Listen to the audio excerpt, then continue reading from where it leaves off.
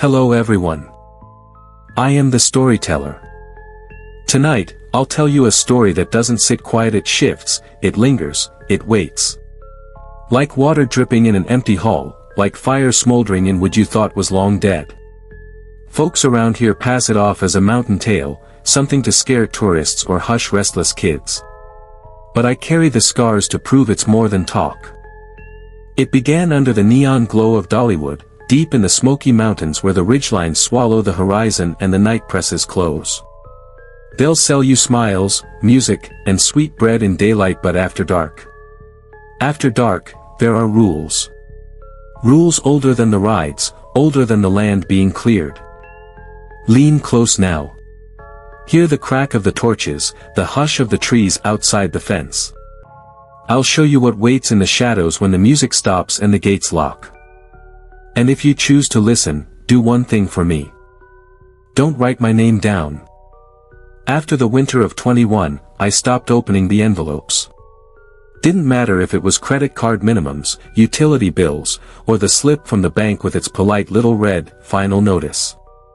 I stacked them on the kitchen counter, and every morning I'd move them from one end to the other like I was shuffling cards. It's a hell of a thing, how quick you can get used to drowning. That's the state I was in when I saw the job posting. Night security, Dollywood, Pigeon Forge, Tennessee, $28 per hour. Full benefits. No experience necessary. $28 an hour. For sitting in the dark. It sounded like one of those scams where they hook you into buying uniforms or processing fees. But the ad had a legit HR email with a Dollywood domain. And what's worse, the listing said immediate hire. No background check required. They hired me over the phone after 5 minutes. A woman's voice, flat, tired, like she'd been reading the same script for years, asked if I could get to Pigeon Forge within 3 days. I said yes before she finished. I should have asked why. I should have thought about why a world-famous park needs to pay someone almost $30 an hour to sit in the dark. But desperation's louder than suspicion. The mountains were black cutouts when I drove in. The parkway was mostly shuttered up for winter, just neon signs humming over empty parking lots. Dollywood sat back behind the tree, lean, hidden from the road like something embarrassed of itself after hours. At the security gate, a man waved me through. He didn't ask for ID. He just leaned in, and with the dashboard light I saw his eyes were ringed with red, like he hadn't slept in weeks. "You're the new one," he said. "Not a question. Go to admin 2. Ask for Miss Carter. She'll give you the guidelines. Not rules. Guidelines." She was waiting in an office that smelled like cold coffee and printer ink. A big woman in her 50s, hair pulled back tight, eyes that didn't blink enough. She slid a manila folder across the desk toward me. "These are the guidelines," she said. Inside were 2 pages, typed and laminated. My first thought was, this is a damn theme park, not the CIA. But the more I read, the more wrong it felt. Night Security Guidelines, Dollywood, excerpt. 1. When the lanterns flicker along Craftsman's Valley, stop walking. Do not resume until they burn steady again. 2. If you hear footsteps behind you after midnight, do not look back. Walk calmly to the nearest designated shelter, see map, zones AD. 3. Do not allow any fire to extinguish completely. Candles, lanterns, propane heaters, all must be kept lit. If one goes out, relight it immediately. 4. If you encounter a woman in gray at the replica chapel, do not speak first. If she greets you, answer politely and move on. Do not stop walking. 5. At 3:17 a.m., regardless of circumstances, stand at attention facing Show Street Fountain. Keep your hands visible. Do not speak until the chimes stop. At the bottom, in small letters, failure to comply with these guidelines will result in immediate termination. Termination. Like it was HR policy. I laughed. Couldn't help it. Miss Carter didn't. People quit, she said. They don't last. You last, you'll do fine. That was the only welcome I got. My first night, the park felt like a carcass. Everything bright and painted for tourists in daylight turned into hollow shells. Roller coasters were just metal skeletons groaning in the wind. The air smelled like grease traps and old sugar. And the fires. Everywhere, little lamps and lanterns set at intervals along the walkways. I thought it was just security lighting until I noticed, no electric bulbs. Just flame. And each flame had a spare box of matches tucked under it. It was tedious work. Walking the grounds, checking locks, tapping my radio to let them know I wasn't dead. Around 1 a.m. I saw the first flicker lanterns in Craftsman's Valley, stuttering like candles in a draft. I froze. Remembered Rule 1. For 30 seconds, I stood still while shadows jerked around me. Then the flame steadied. I started walking again, heart pounding harder than it should. Second night. I'd gotten cocky, telling myself the rules were theater corporate nonsense to keep us alert. It was near the replica chapel when I saw her. Just a shape at first, pale dress in the dark. She wasn't moving, just standing by the door like she was waiting for someone to open it. I knew the guideline. If you encounter a woman in gray at the chapel, do not speak first. I thought, it's some actor, some test. Hazing for new hires. So I squared my shoulders, walked right by. She turned her head, slow. Her face was wrong. Not monstrous, not bloody, just blurred, like a bad photograph. "Good evening," she said. Her voice was warm, southern polite, like a neighbor waving from their porch. Every instinct told me to run. But the guideline said, if she greets you, answer politely and move on. So I muttered, "Evenin'," and kept walking. The sound she made as I passed like coals shifting in a fire still hasn't left me. On my third night, a propane heater by the gate sputtered and went out. I didn't think much. Struck a match, lit it again. But in the moment the flame was gone, I heard movement, dozens of feet scuffing the pavement, circling me just beyond the glow. The air dropped cold as a freezer. When the fire caught again, the sound stopped. That's when I realized, the guidelines weren't theater. They were survival. Later I'd learn what Dollywood was built on, what they disturbed when they cleared the land. Later I'd learn why flame mattered, why Hestia, forgotten goddess of the hearth, demanded worship even in a Tennessee theme park. But that first week, all I knew was this. The lanterns, the candles, the heaters, they weren't for light. They were offerings. And as long as I kept them burning, something older than Dollywood let me walk the grounds alive. By the end of my first week, I'd memorized the guidelines by heart. Not because I wanted to, but because fear teaches fast. You only need to hear boots scuffing behind you once or feel the air turn sharp as knives when the flame diesto stop calling them quirks and start calling them law. I stopped laughing. I stopped asking questions. I just followed the damn rules. On Friday, I reported back to Miss Carter. Standard check-in. I told her the propane heater had sputtered, how quick the dark pressed in. I wanted her to explain. I wanted her to admit it wasn't normal. She didn't. She just nodded, pulled a cigarette from a tin, and said, "They don't like cold hearths." I waited for more. She didn't look at me, just lit her cigarette off the office candle, the only flame in the room, and kept her eyes fixed on it. That was the first time I wondered if she was trapped here too. Not working the job, but bound to it. Night security at Dollywood is 90% walking. You make loops around Show Street, Craftsman's Valley, Timber Canyon. You check locks, glance at lanterns, listen to your radio static. But after midnight, the park feels like it knows you. The wooden buildings groan like they're shifting in their sleep. Coaster tracks hum faintly as if someone's testing them. Every bench, every fence post, every fake storefront seems to lean closer. And always the fire. It's not just light, it's presence. When you're in the glow, you feel like you belong. Step outside it, you feel like a trespasser in your own skin. It was my 8th night when I broke a rule. Not on purpose. Just stupid, tired human mistake. Rule 2, if you hear footsteps behind you after midnight, do not look back. I was on my 3rd loop through Timber Canyon. The cold was biting, my breath fogging like smoke. Then I heard it, crunch, crunch, crunch on the gravel behind me.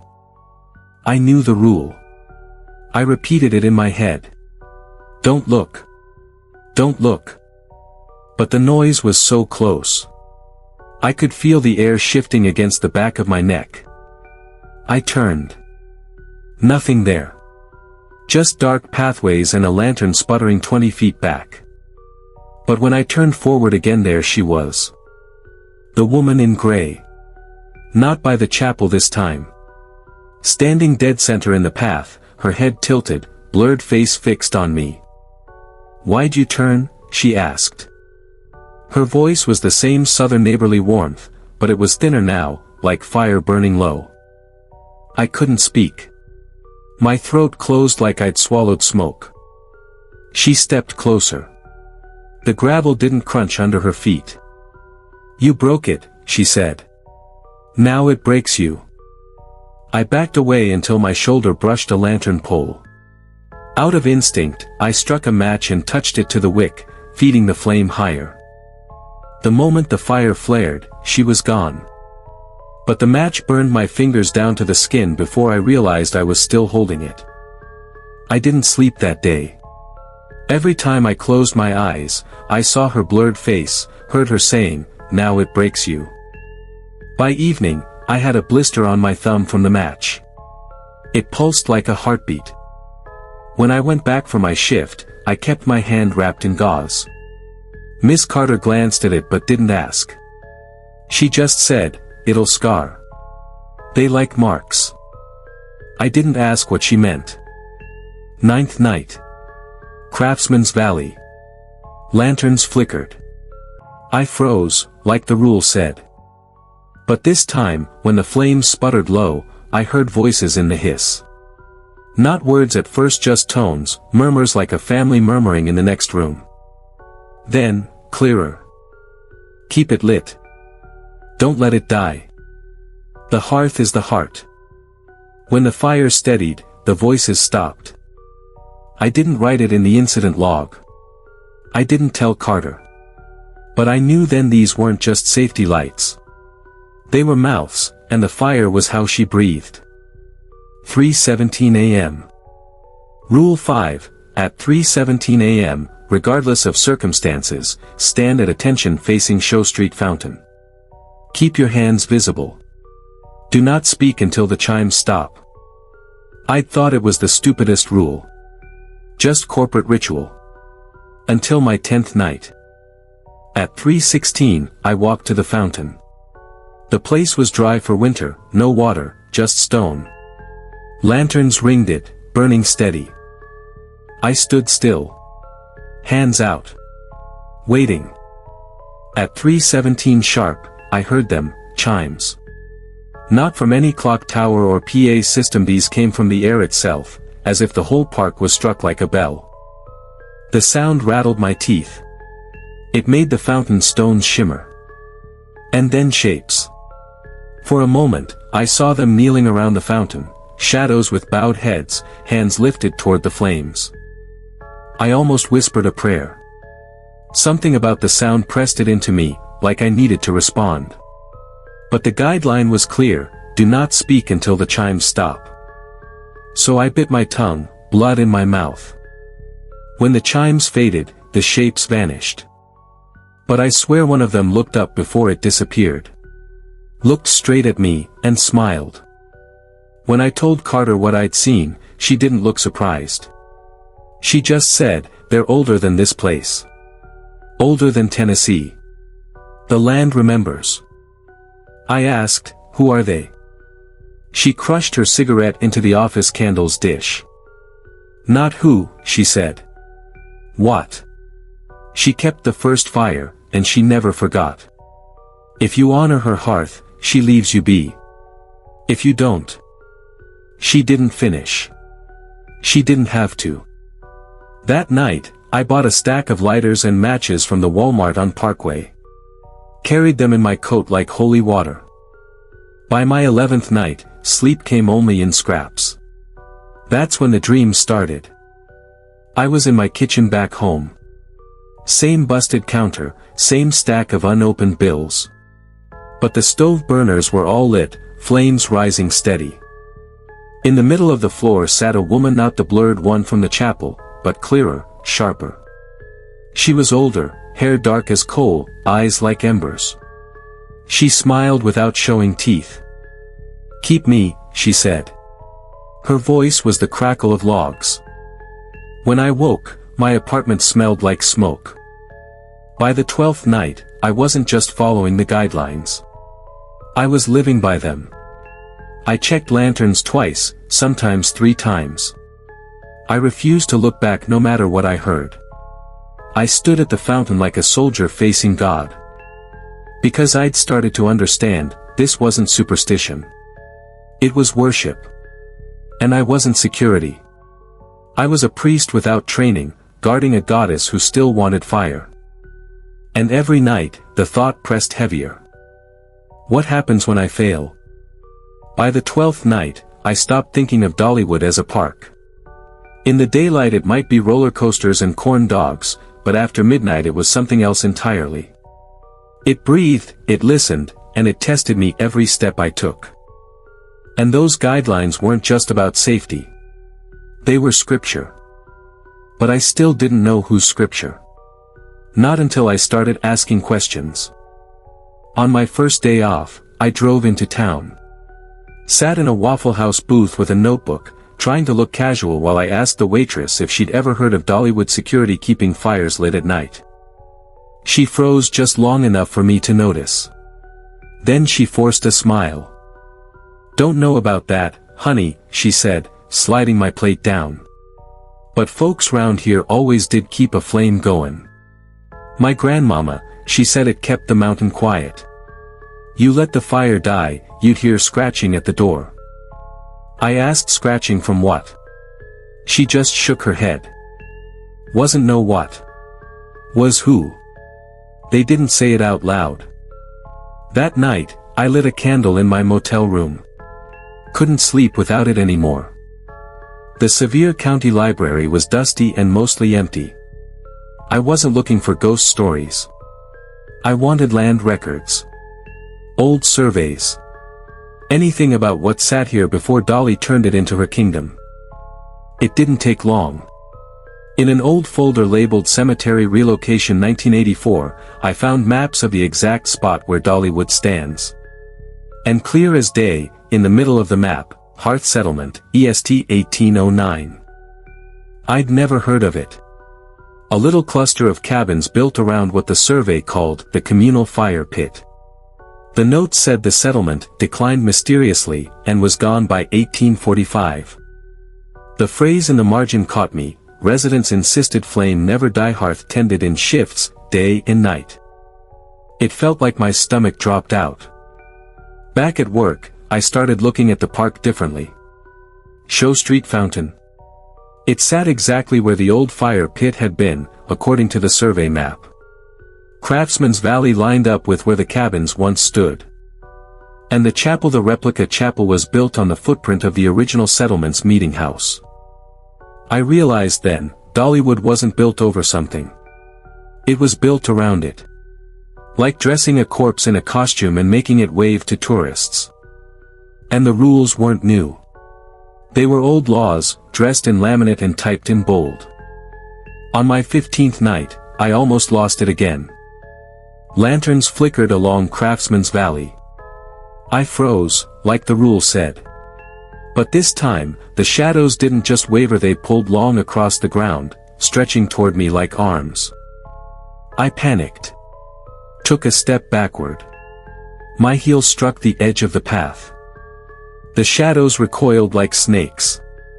Then I heard her again. The woman in gray. Only this time, her voice wasn't warm. "You're straying." I gripped the matchbox so hard I thought it'd snap. I didn't move until the flames steadied again. When I walked on, the path behind me stayed darker than it should have, like something had taken the light with it. I finally pressed Carter. "What is this place?" I asked. "Why the fire? Why 317? She exhaled smoke, staring at the candle flame on her desk like it held all the answers. "You ever heard of Hestia?" she asked. The name hit me like déjà vu. I couldn't place it. She was the Greek one. Goddess of the hearth. Kept the home fire burning. Folks forgot her when they started building bigger temples. But she never forgot herself. Carter looked at me then, eyes wet but steady. "They brought her here. Don't ask how. Don't ask why. All you need to know is she don't like being forgotten. This park is her hearth now.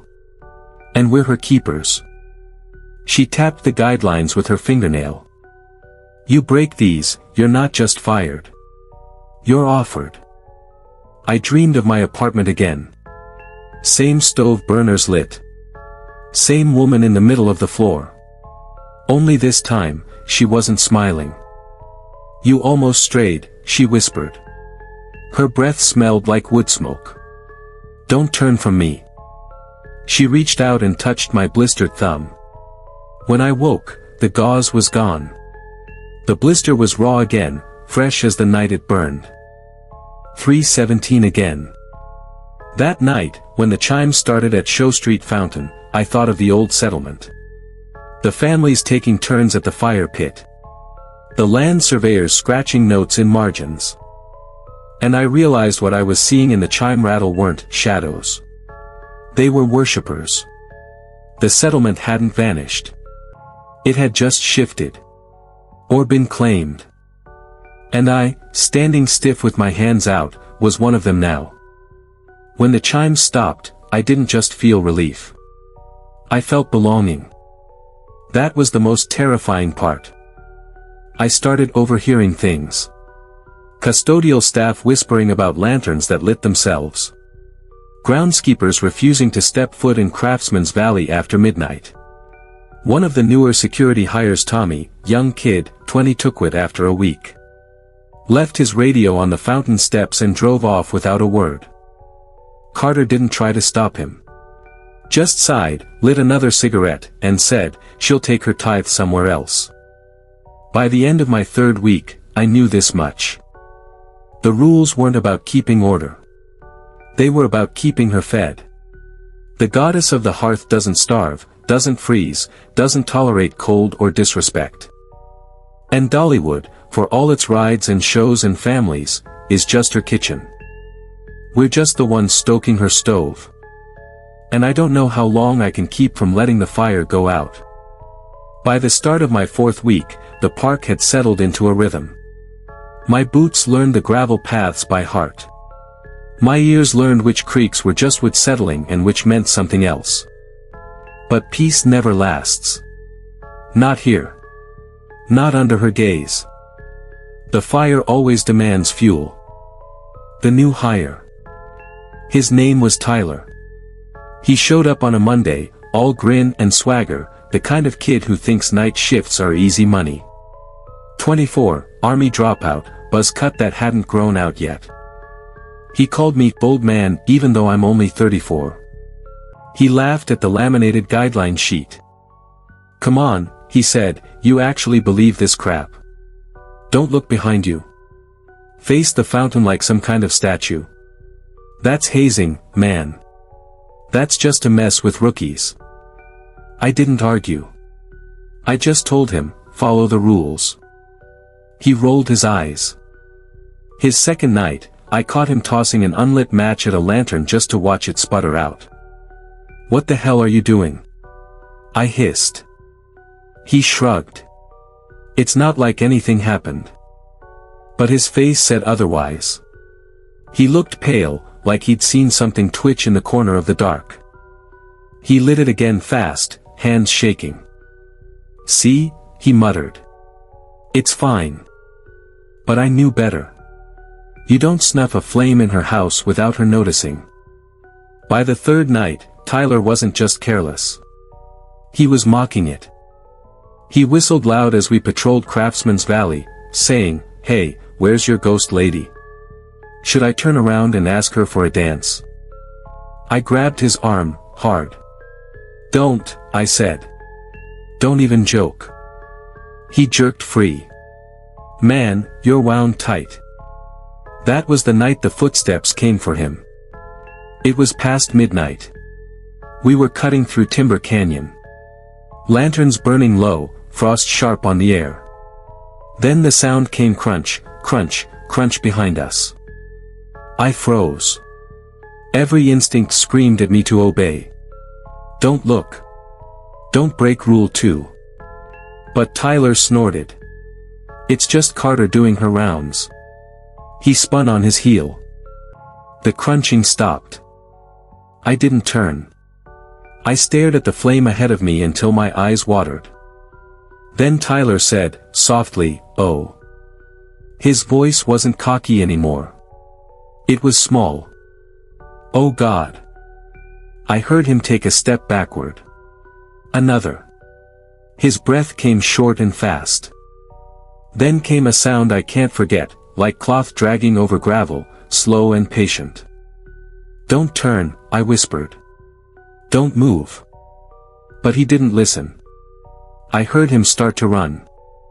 And then I didn't hear him at all. When I finally reached the lantern ahead, I risked a glance behind me.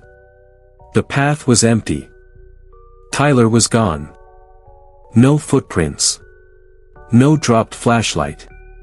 Just a smear in the frost, like someone had knelt down and pressed their hands into the earth before standing back up. I finished the patrol alone, my heart slamming in my ribs. At 3:17, I stood at the fountain stiff as a statue. And in the shimmer of the chimes, I saw him. Tyler. Not flesh anymore, not whole. A gray outline knelt among the other shadows, his head bowed low. When he lifted it, his face blurred just like hers. And he smiled at me. I stormed into Carter's office after my shift. "He's gone," I said. "Tyler. I saw him. He's with them now." Carter didn't look surprised. She didn't even flinch. She just lit her cigarette off the candle and said, "I told you. Breakers get offered." I slammed my fist on her desk. He was a kid. She looked up then, finally meeting my eyes. And there was no softness there. Only tired resignation. She doesn't care about age. She only cares about fire. You keep it lit, or you burn. That's the choice. Her words stuck to me like ash. That day I collapsed on my motel bed, still in uniform, and drifted off. I dreamed of my apartment again. The burners blazing higher this time, tongues of flame licking the ceiling. Smoke choking the walls. And in the middle, the woman sat, calm and smiling again. "You see now," she said. "The hearth is fed." I looked down. Tyler was on his knees beside her, face blurred gray, hands lifted toward the fire. When I woke, my motel room smelled of singed hair. I told myself I'd quit. That no paycheck was worth this. That I'd drive out of Pigeon Forge and never look back. But when I packed my duffel, I couldn't bring myself to snuff the motel candle. Couldn't even breathe near it for fear it might die. And I knew then, she'd already marked me. It wasn't a job anymore. It was a calling. And I hated that some part of me deep, buried, hungry felt proud. After Tyler vanished, I expected things to get worse.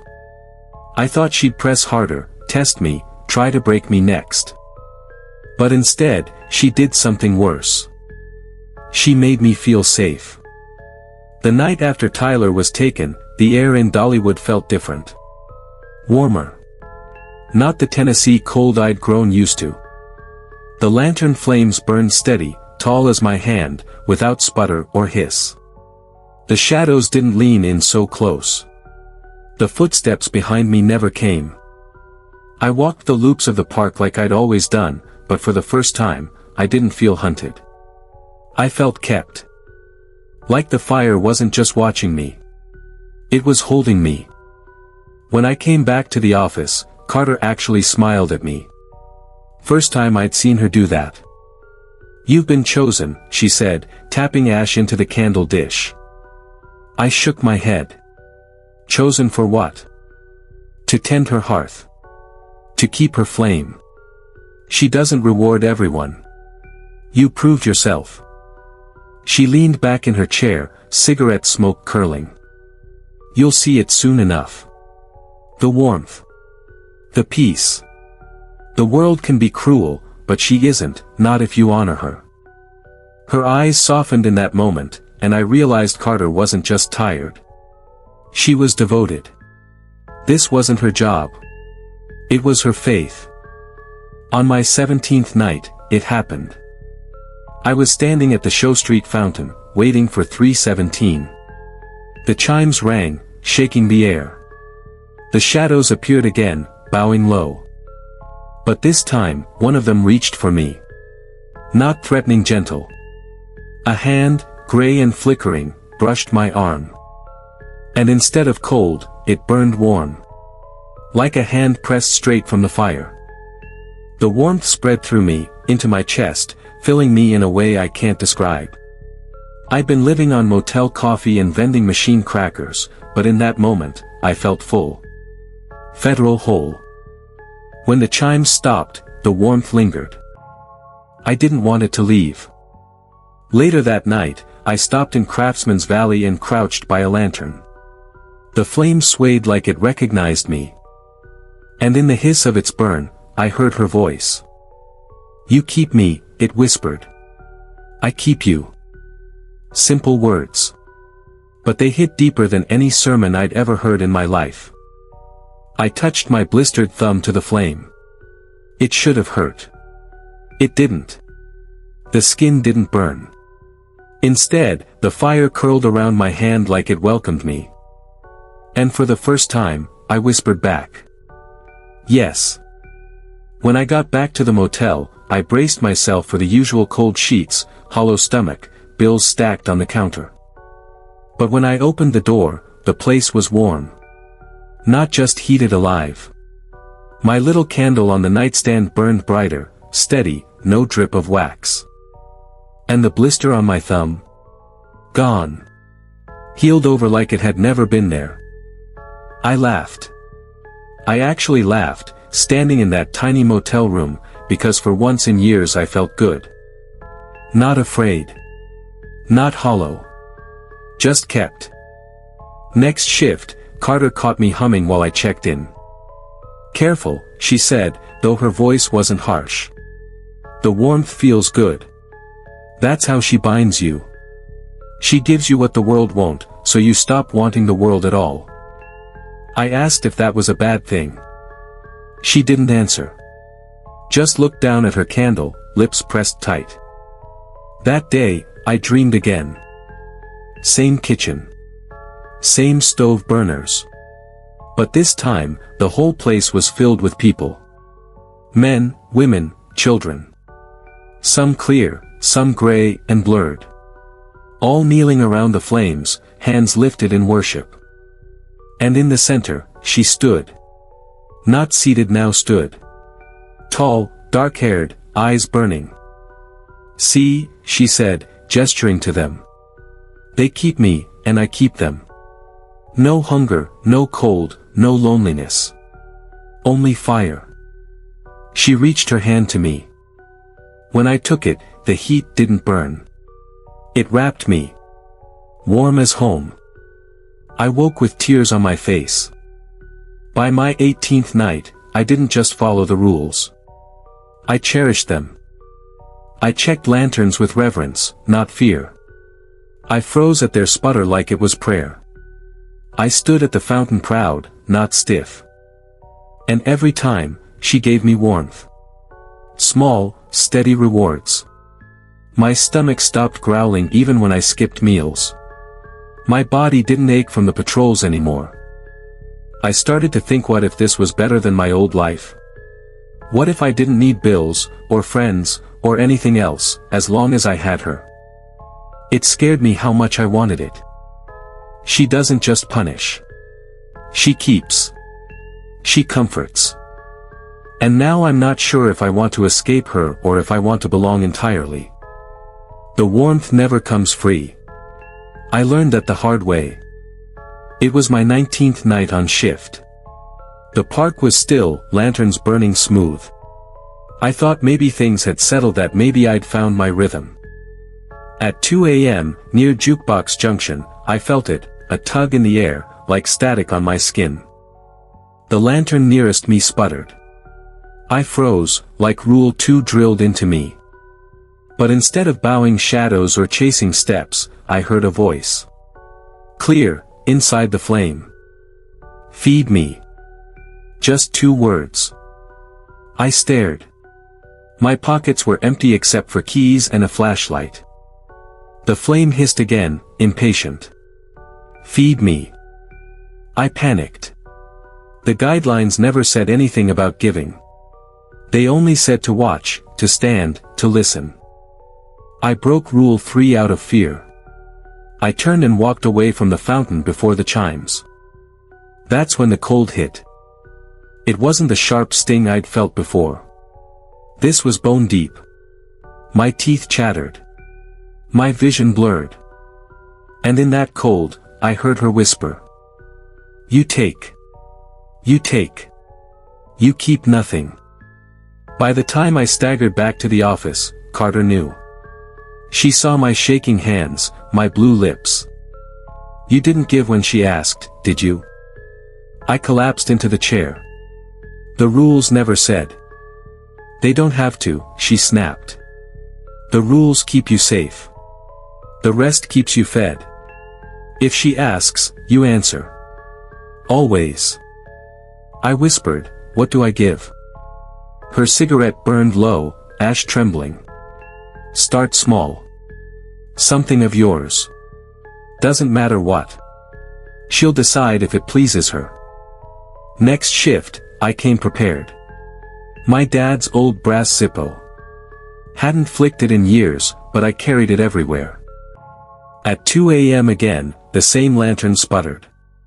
The same hiss. Feed me. Hands shaking, I pulled out the lighter. I set it at the base of the pole. The flame surged tall, swallowing it. When it settled, the Zippo was gone. And the warmth came back, strong, flooding my chest. This time, it wasn't just comfort. It was approval. After that, it became routine. Not every night. Not every lantern. But sometimes, when the fire whispered, I gave. At first it was small things, me spare pen, a pack of gum, an old work glove. Always swallowed. Always gone.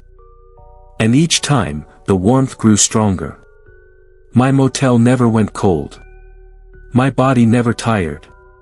My hunger stayed quiet. But soon the little things didn't feel like enough. The flames hissed longer. Louder. Feed me. On the 22nd night, I saw him. Near Timber Canyon, shadows parted and Tyler stepped out. Or what was left of him. Skin gray, eyes dark, hands blistered black. He smelled like smoke and meat. He reached for me, but not with anger. With need. She wants more, he rasped. She always wants more. Then he crumbled, like ash on the wind. I couldn't breathe. My throat locked.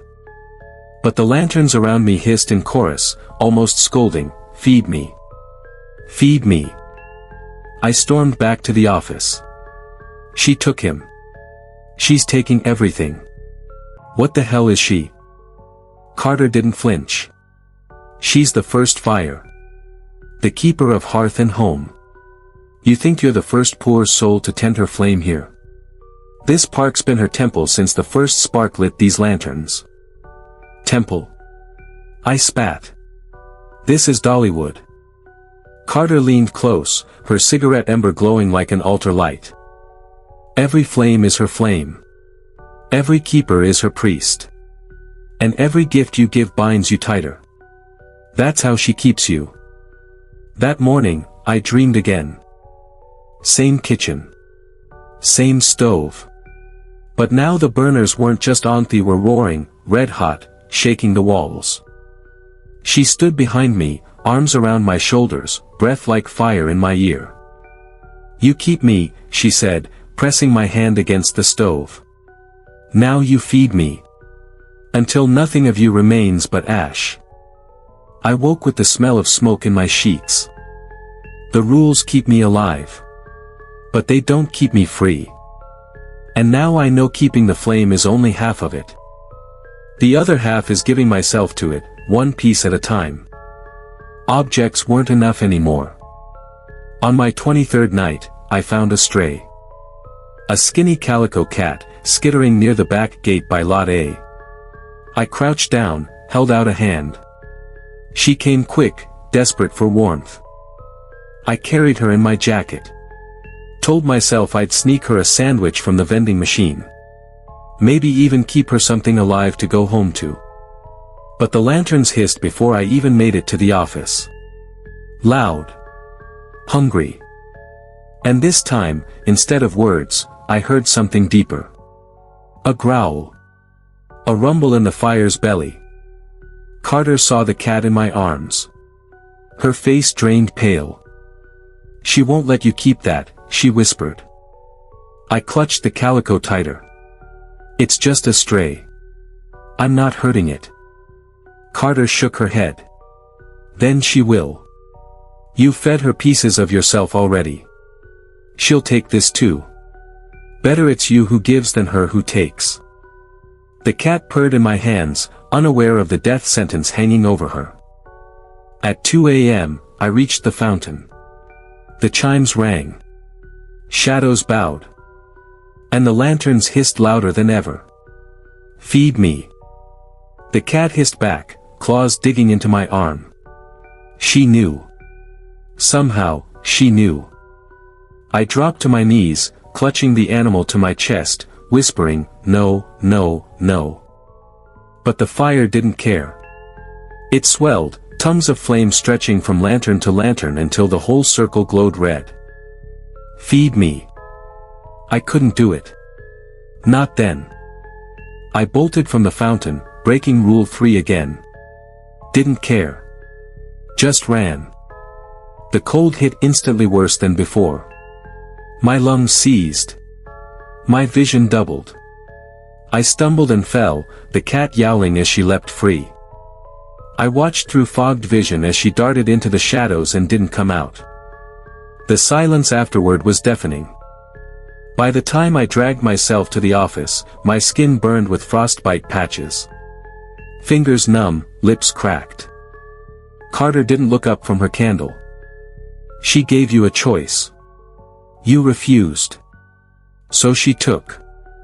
Her tone wasn't cruel, but it wasn't sympathetic either. It was just factual. That morning, in the motel lot, I saw it. A pile of gray ash by the door. In the ash, a paw print. Small. Perfect. I knelt down, trembling. The warmth from the pile seeped into my knees. And for the first time, I felt guilt heavier than fear. Because she hadn't just taken the cat. She'd burned it clean. That day's dream was the worst yet. The kitchen was gone. Instead, I stood in the middle of Dollywood's market square. All the shops burned. All the lanterns screamed flame. In the center, she held the calico in her arms, rocking it like a child. This is devotion, she said. Not objects. Not scraps. Life. She looked at me with burning eyes. Next time, it will be yours. I woke sobbing, clutching my blistered hands. The rules keep me breathing. But the fire keeps demanding. And I know it won't stop with trinkets. It won't stop with strays. It will burn everything I love, one life at a time, until the only thing left to feed it is me. Objects fed her. The cat fed her. Now she wanted more. And for the first time, I told her no. On my 24th night, I felt the cracks forming. I'd followed every rule to the letter. Lanterns trimmed. Fountain at 3:17. Stand still. No matter how bad the cold or the whispers, I never moved. But the rules didn't matter anymore. The flames hissed every hour now, not just at 2. They wanted constant offerings. They wanted constant proof. And when I gave nothing, the lanterns didn't sputter out. They roared. I was halfway through Timber Canyon when the first flare hit. The lantern nearest me exploded upward, flames stretching 10 feet high, licking the wood beams. I dropped my flashlight, eyes watering, stumbling back. And from that fire, she came. At first she was just shoppy woman's outline in the flames, swaying like heat waves. Then her features burned clearer, long hair like black smoke, eyes like coal, dress shimmering red and gold. She wasn't terrifying at first glance. She looked maternal. Gentle. But her face never stopped shifting. One moment soft and kind, the next sharp and severe, as if deciding which mask to wear. Her voice carried like the crackle of kindling. You keep me. Now you feed me. I staggered back, choking on smoke. No. I've done everything you asked. I've followed every goddamn rule. Her eyes flared, coals glowing hotter. The rules are your breath, she said, tilting her head. But breath is not devotion. Fire is fed by flesh, not fear. I shook my head, tears burning my cheeks. I won't give you anyone else. I won't. She raised her hand. The ground at my feet cracked open, and the smoke cleared to show me motel room. I saw my little candle burning on the nightstand. Saw my bills stacked high. Saw myself, curled in bed, empty and alone. You were nothing before me, she whispered. Cold. Hungry. Forgotten. I gave you warmth. I gave you peace. And you would deny me? The vision wavered. The warmth of that motel bed almost pulled me in. But I shut my eyes. I won't, I said again. My voice shook, but it held. The fire screamed. Every lantern in Timber Canyon exploded, glass shattering, flames pouring upward. I dropped to the ground, arms over my head. The air boiled, my lungs seared, my skin blistered. And in the roar of it all, her voice cut through. Then you will burn with nothing to offer but yourself. The heat pressed down on me, crushing, suffocating. I thought it would cook me alive. Then sudden silence. When I opened my eyes, the flames were gone. The lantern stood whole again, glass unbroken, fire burning steady. I stumbled into the office, clothes reeking of smoke. Carter didn't ask what happened. She just looked at me, weary. You told her no, didn't you? I nodded, throat raw. She sighed, rubbing her temples. You don't refuse fire. You redirect it.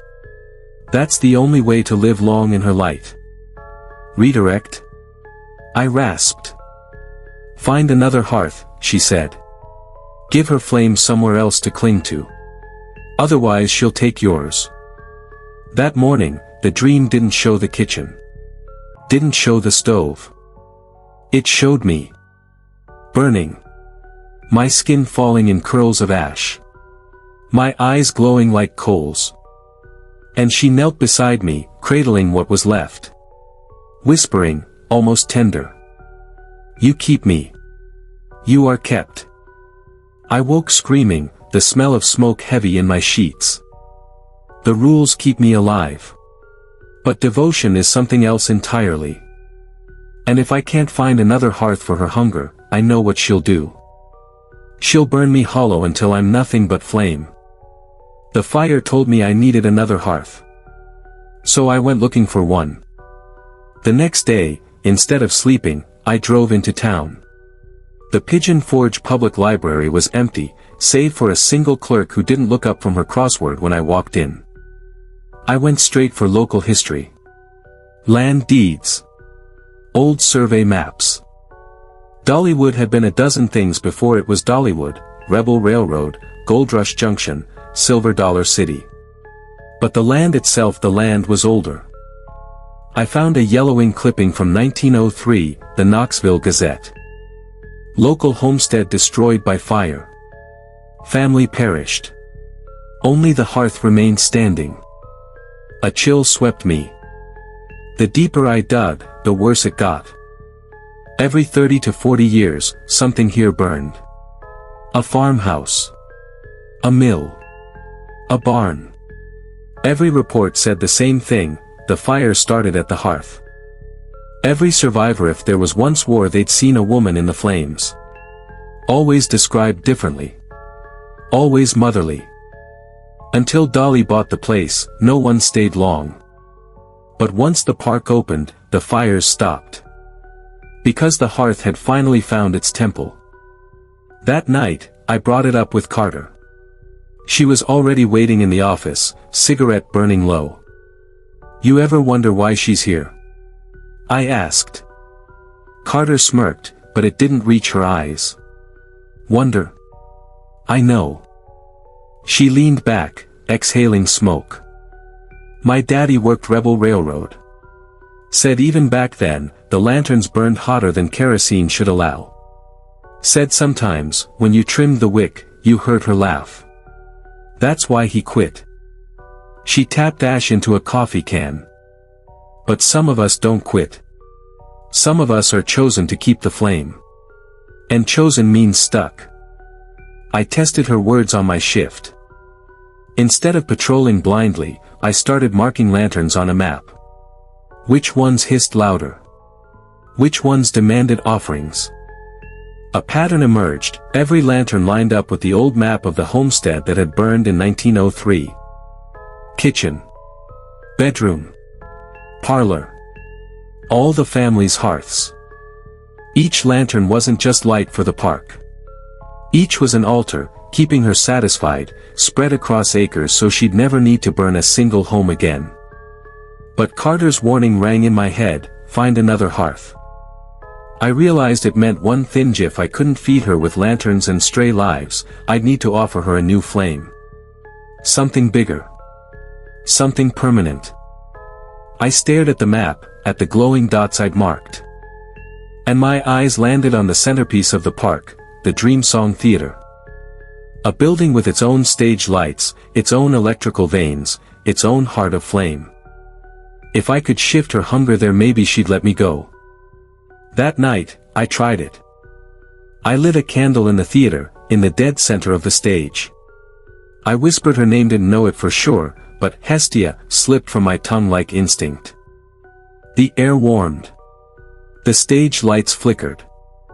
For a moment, I swore I saw her in the velvet curtains, tall and shimmering. "You keep me," she whispered. "But can you move me?" The candle flared, high as a bonfire, then snuffed out in a gust of cold. That morning, the dream showed me something new. Not the kitchen. Not the stove. A homestead. Small, wooden, simple. A family huddled inside. Children laughing, a woman stirring a pot. Then the fire started. The family screamed. The house collapsed. And through the flames, she stepped unburned, smiling, arms outstretched. "I was always here," she told me. "And I will always need." When I woke, my pillow was damp with ash instead of sweat. The rules keep me alive. But the history tells me why. She's not trapped in Dollywood. Dollywood is trapped in her. And unless I can find a new hearth to hold her, she'll burn this park just like every home before it. You don't just keep a flame. You don't just feed it. Sometimes, you try to trick it. On my 25th night, I pocketed more than my flashlight. I brought the motel candle. I brought a box of matches. And I brought my father's Zippo, still missing its brass shell but somehow returned to me stained, warm to the touch. The Dream Song Theater sat silent in the dark, its velvet curtains swaying with no wind. If she needed a new hearth, I'd give her one here. At 2 a.m., I stood center stage. The guidelines screamed in my head, stand still when the lanterns dim. Don't leave the fountain before the chimes. Never move until the shadow has passed. But here, in this theater, there were no lanterns. No fountain. No shadows. Just me, the stage, and the dark. I lit the motel candle. Its tiny flame looked pitiful on the huge wooden boards. Then I struck a match and touched it to the curtain. The fabric caught instantly, burning upward in a rush. She came with the fire. Her body stretched high across the curtains, towering, arms out as if to embrace the whole building. Her face flickered between mother and monster, between comfort and cruelty. You keep me, she whispered, her voice filling the rafters. You would move me. I shouted over the crackle, you don't belong in lanterns. You don't belong in people. Take this stage, take this theater, leave the rest. The fire roared louder. And then the stage lights died. Total darkness. No flame. No glow. Rule 2 slammed into my skull, if the lanterns go out, do not move until they burn again. My instincts screamed run. But the rules held me rooted. The theater was black. The only sound was her breath, hot against my ear though no one stood beside me.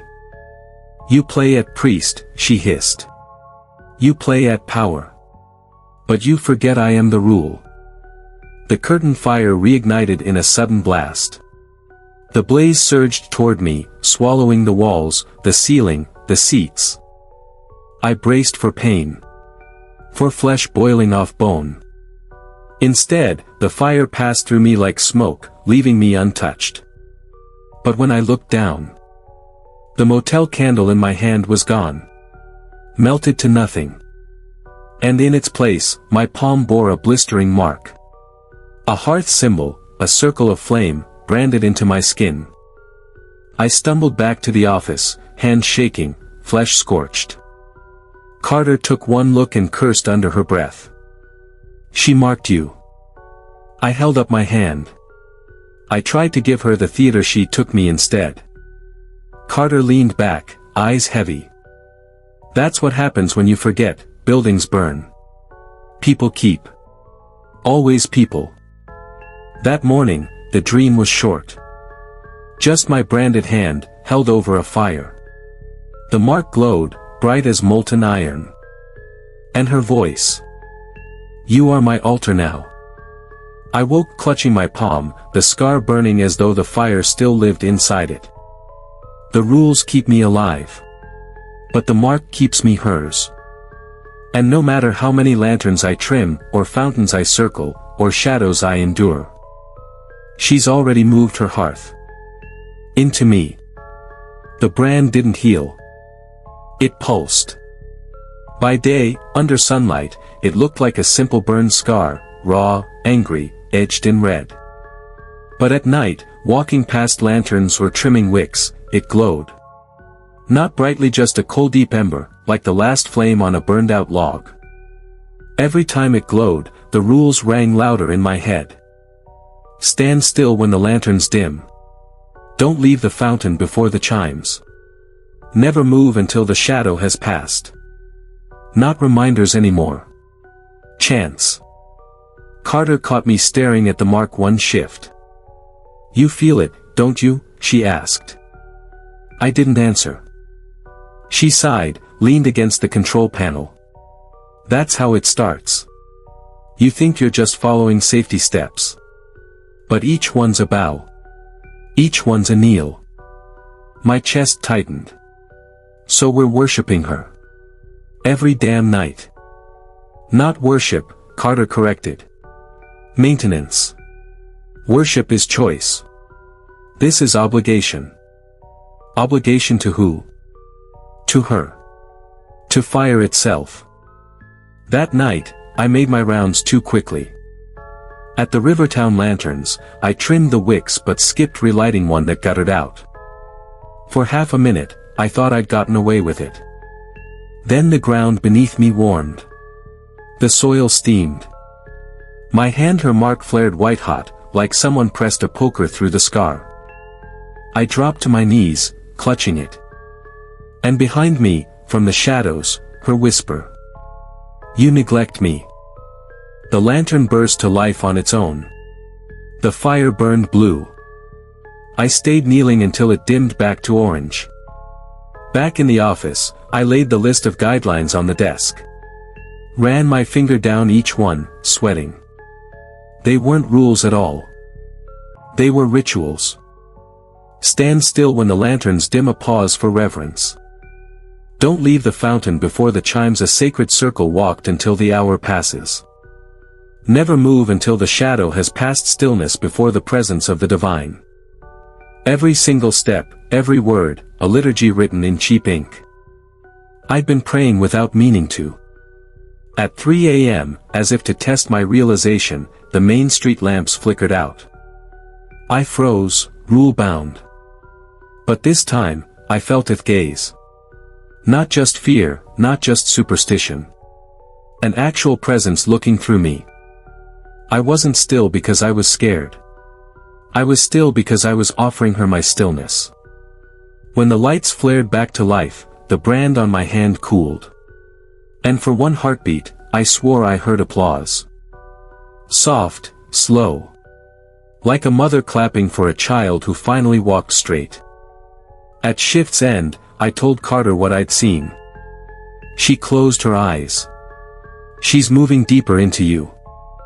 Then why keep following the rules? I snapped. Why keep praying to something that only takes? Carter opened her eyes, sharp. Because if you stop, she won't just take you. She'll take everything. This whole place burns. And we burn with it. That morning, the dream wasn't symbols. It was her, sitting in a rocking chair on my motel porch, hands folded, firelight flickering from her skin. She spoke plain, southern sweet, voice like my grandmother's. Child, you've done well. You keep the flame. You hold the stillness. You walk the circles. Every act is devotion. Every breath is mine. When I tried to speak, my mouth burned. Smoke spilled from my lips. She leaned closer, whispering through the haze. You are priest now. I woke choking, the taste of ash thick in my mouth. The rules aren't to keep me safe. They're to keep her fed. Every night I follow them, I'm not surviving. I'm serving. And with this brand on my hand, I don't know if I'll ever stop. I told myself all day, tonight, I break one. Not carelessly. Not by mistake. On purpose. Because if these are prayers, then stopping means silence. And maybe silence means starving her out. I wrapped my hand in gauze, the scar throbbing under the bandage. It pulsed like it knew. Like it was waiting. The rule I picked was simple, stand still when the lanterns dim. It was the easiest. The safest. Every time before, when the lamps guttered, I froze. I let her watch me. Tonight, I'd keep moving. At 1:47 a.m., the Rivertown lights flickered and dimmed. My chest locked up, instinct screaming stop. But I forced my legs forward. One step. Then another. The air thickened, hot and heavy, like walking into a furnace. The brand on my palm seared through the bandage, smoke rising. I kept walking. The world went silent. No crickets. No wind. No hum of transformers. Just my footsteps. And then another set of footsteps behind me. Slow. Heavy. Bare feet slapping wood. I didn't turn. I didn't stop. The lights behind me flared back to life. Shadows stretched long ahead. And in those shadows, her shape followed giant, flame-haired, her eyes glowing like coals. She whispered, not behind me but inside me. You think to starve me? The mark on my hand burst into flame. The bandage caught, fire racing up my sleeve. I ripped the shirt off, slapped the flames out against the pavement. My skin blistered, bubbled, cracked. But I was alive. She hadn't killed me. Not yet. Back at the office, Carter saw my burns and went pale. You broke one. I didn't answer. She slammed her fist on the desk. Do you have any idea what you've done? She doesn't punish clean. She punishes slow. She didn't kill me, I spat. Carter leaned close, her breath hot. She doesn't need to. She'll hollow you out from the inside, piece by piece, until all that's left is ash. That morning, I dreamed again. I was sitting at the motel table, rules spread out before me. She sat across, folding them like origami, her fingers delicate and sure. Each fold made a new shape, first a paper lantern, then a paper hearth, then a paper man. She set the man upright and tapped its head. You walk. You speak. You serve. But only because I give fire to your heart. She leaned close, her breath ash-thick. Stop, and you are cold clay. I woke sweating, my heart hammering, my scar glowing bright through the bandage. Breaking the rule didn't free me. It didn't even weaken her. It just bound me tighter. Because now she knows. She knows I'll try again. And she'll be waiting. They brought in a temp. His name was Jordan. Early 20s. Smelled like vape juice and Monster Energy. He wasn't supposed to be here, not really. Carter said they only call in temps when too many of us are marked up to work. And I could see it burn scars on Carter's wrists, fresh bandages on mine. We were running out of bodies. I pulled Jordan aside at clock-in. Listen, I said. There are rules here. You follow them exactly or you won't last the week. He laughed. Rules? Like OSHA? Worse. He smirked, shrugged, and walked off with his flashlight. Carter caught me watching him go. Don't waste your breath, she said. Some have to burn before they believe. At 2 a.m., I was at the fountain when I heard it, running footsteps, hard and panicked, coming from Timber Canyon. Jordan. He burst into view, white as a sheet, eyes rolling. The lamps went out, he shouted. I heard something. I ran. My stomach dropped. Rule 2, if the lanterns go out, do not move until they burn again. The lights along Timber Canyon blazed back on, brighter than I'd ever seen. And in that white fire stood a figure, her figure. Tall. Blinding. Arms outstretched. Jordan froze mid-run. Not because he wanted to. Because she stopped him. He screamed as his skin blackened, cracking like wood in a furnace. His body shrank, folded, crumbled. By the time the lights dimmed back to normal, nothing was left but a charred outline on the pavement. I stood shaking, fountain water splashing at my ankles, while Carter dragged me away. Don't watch, she hissed. That's how she marks you deeper. But I couldn't stop staring. The black outline of Jordan's body burned itself into my mind. He broke the rule. He paid. And I'd told him. Back in the office, Carter lit a cigarette with shaking hands. Now you see why we don't rebel, she muttered. Why we keep the rituals neat. I snapped. We're not Gartsweary priests. She doesn't need us safe, she needs us scared. Carter blew smoke, eyes hollow. She doesn't care if we're scared. She only cares that we serve. That morning, I dreamed of Jordan. Not burning, not screaming. Just sitting at the fountain, whole, smiling. Until his mouth opened, and fire poured out, filling the air, melting the stone. And then her voice behind me. One lamb for the hearth. Another waits. When I turned, the next figure in line was me. Jordan didn't believe. Now he's Ash. And me? I believed too much. The day after Jordan burned, the park felt different. Quieter. Heavier. Like the flame itself was satisfied. I couldn't shake the image of his outline, burned into the pavement like a chalk drawing. It wasn't just death. It was erasure. By the next night, the outline was gone. No cleaning crew. No rain. Just gone. And Carter acted like he'd never existed. We sat in the office, both pretending to fill out incident logs that didn't matter. Finally I slammed my pen down. You don't even care. Carter didn't look up. About what? Jordan. He's Ash.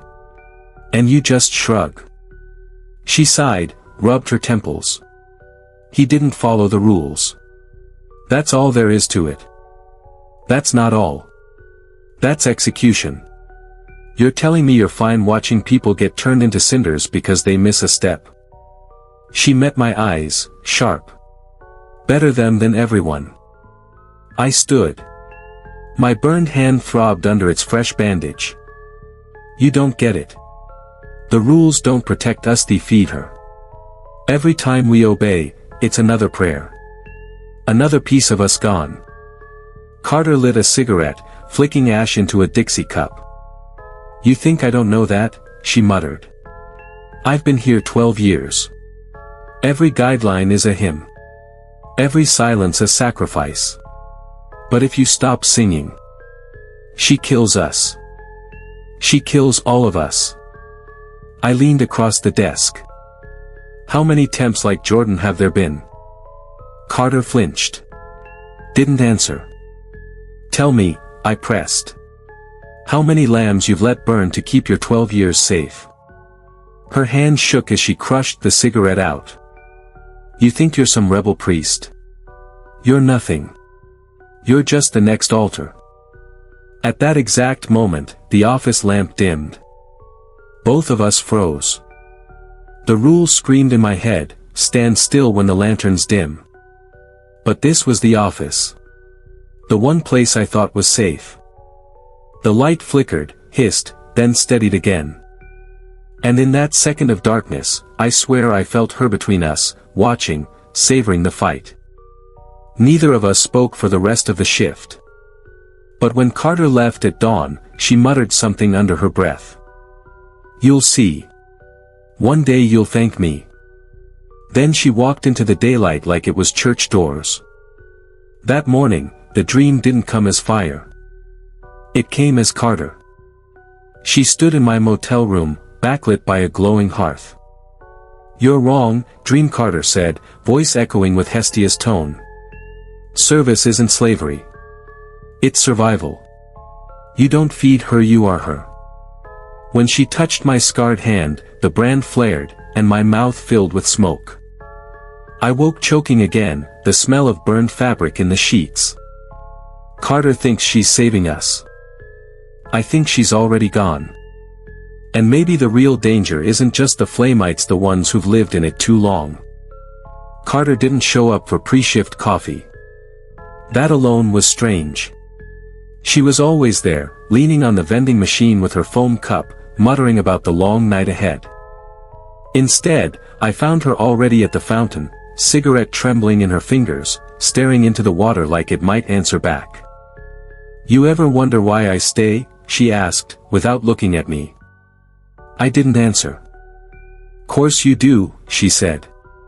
You think I'm a coward. You think I'm her pet. She turned, eyes red. But you don't know what I've seen. She told me she'd been 19 when she started. Back then, the list of rules wasn't printed on corporate stationery. It was handwritten, passed from guard to guard, smeared with sweat and grease. Her second week, she slipped. Rule 4 back then, do not speak if you hear your name after midnight. She'd been patrolling the carousel when she heard it. Her name soft, sweet, like her grandmother calling her home for supper. She answered. And the lights went out. Carter described it like this. The dark wasn't just dark. It was inside me. Like my blood turned black. I couldn't see my hands. Couldn't feel the ground. Then a spark lit up the sky, just one. And it landed on me. She pulled her collar down and showed me. A scar stretched across her shoulder, angry and warped. She didn't burn me dead, Carter whispered. She branded me. Marked me hers. From then on, I couldn't leave. Every time I tried, the mark flared. I'd get sick. Fever, hallucinations. Once I made it 3 days out of state. By the 4th, I was coughing up smoke. She lit another cigarette with shaking hands. So I came back. I always come back. I asked her why she still obeys. Her jaw tightened. Because I've seen the other option. Saw a guard once who broke the rules on purpose. Thought he was strong enough. Thought he could spit in her face. What happened? I asked. Carter's eyes glazed. She didn't burn him quick. She let him live. 4 months. Every night he worked, she hollowed him out a little more. By the end, he wasn't even a man. Just smoke-wearing skin. One morning, he walked into the furnace room and never walked out. Her voice cracked. That's why I stay. Not because I worship her. Not because I like it. But because the only thing worse than serving is refusing. We stood in silence by the fountain, the chimes echoing hollow through the park. I wanted to argue. To tell her survival wasn't worth this kind of obedience. But then my scar throbbed, ember hot, and I knew she wasn't lying. That morning, the dream came again. Carter sat across from me, same as the night before, but this time her mouth wasn't her own. Flames flickered in her teeth when she spoke. She stayed because she was chosen, the voice hissed. She obeys because she remembers the fire. The dream. Carter reached across the table, grabbed my branded hand, and pressed it to her chest. Her skin split open, glowing embers underneath. You'll remember too. I woke gasping, palm seared, sheet scorched. Now I know why Carter's loyal. She isn't a coward. She's a survivor branded into servitude. And the longer I stay, the more I wonder. When do I stop being me, and start being hers? They tell you, in little ways, that some things can't be walked away from. You think they mean marriages, mortgage payments, bad habits. They mean other things too, things that live under the paint of a tourist attraction, things that keep the lights burning when everyone else goes home. I had to know if I could leave. Her name was Lena. She was my sister's friend, really a voice from the world I'd almost abandoned. When I'd first taken the job, I'd texted one person, the only person I trusted to not make me sound crazy, my sister, June. June didn't answer for a while, then sent Lena's number with a little thumbs up emoji, like she was saying call her, please. Lena worked for a courier company in Knoxville. She had a little Chevy and a good laugh and the kind of practical bluntness that sometimes breaks through things like superstition and shame. When I told her about Dollywood, the rules, the lanterns, the chimes, the woman in gray, she didn't laugh. She said, "You're coming to stay with me for a few nights. We'll eat real food. We'll put your head right." She said it like she meant it, and I believed her because I wanted to believe anything that didn't smell like smoke. You don't go on a road trip when you're branded. I wrapped the scar on my palm tight with gauze and tape. It throbbed under the bandage like something trying to claw out. I took my duffel, clean socks, a book I'd never opened, my father's brass Zippo, because some habits feel like anchors, and I locked up the office locker the way I always did, keys and hook, log signed, flashlight checked. I followed Rule 4 like a litany: do not speak first if you encounter a woman in gray at the chapel. I left before midnight, because you always leave before the park takes a real interest in you. Lena's place was 2 hours away up the parkway and across a line where the maps turned from Pigeon Forge to Knoxville Metro. For the first 30 minutes the mountain air felt permissive. It felt like any other late-night drive I'd made when I was young and careless and not branded into being an altar. The first morning at Lena's, sunlight was literal and honest. Her kitchen had a kettle that whistled like nothing sacred. She handed me a plate of eggs and coffee that tasted like a normal life. "You look like you haven't slept in a week," she said. She didn't know how close that was to the truth. I hated lying, so I told her a version overlit details, underplayed terror. She shrugged. "We'll get you cleaned up. Then you'll see the world still spins." Cell service was fine. For the first day I walked without thinking about lantern placement.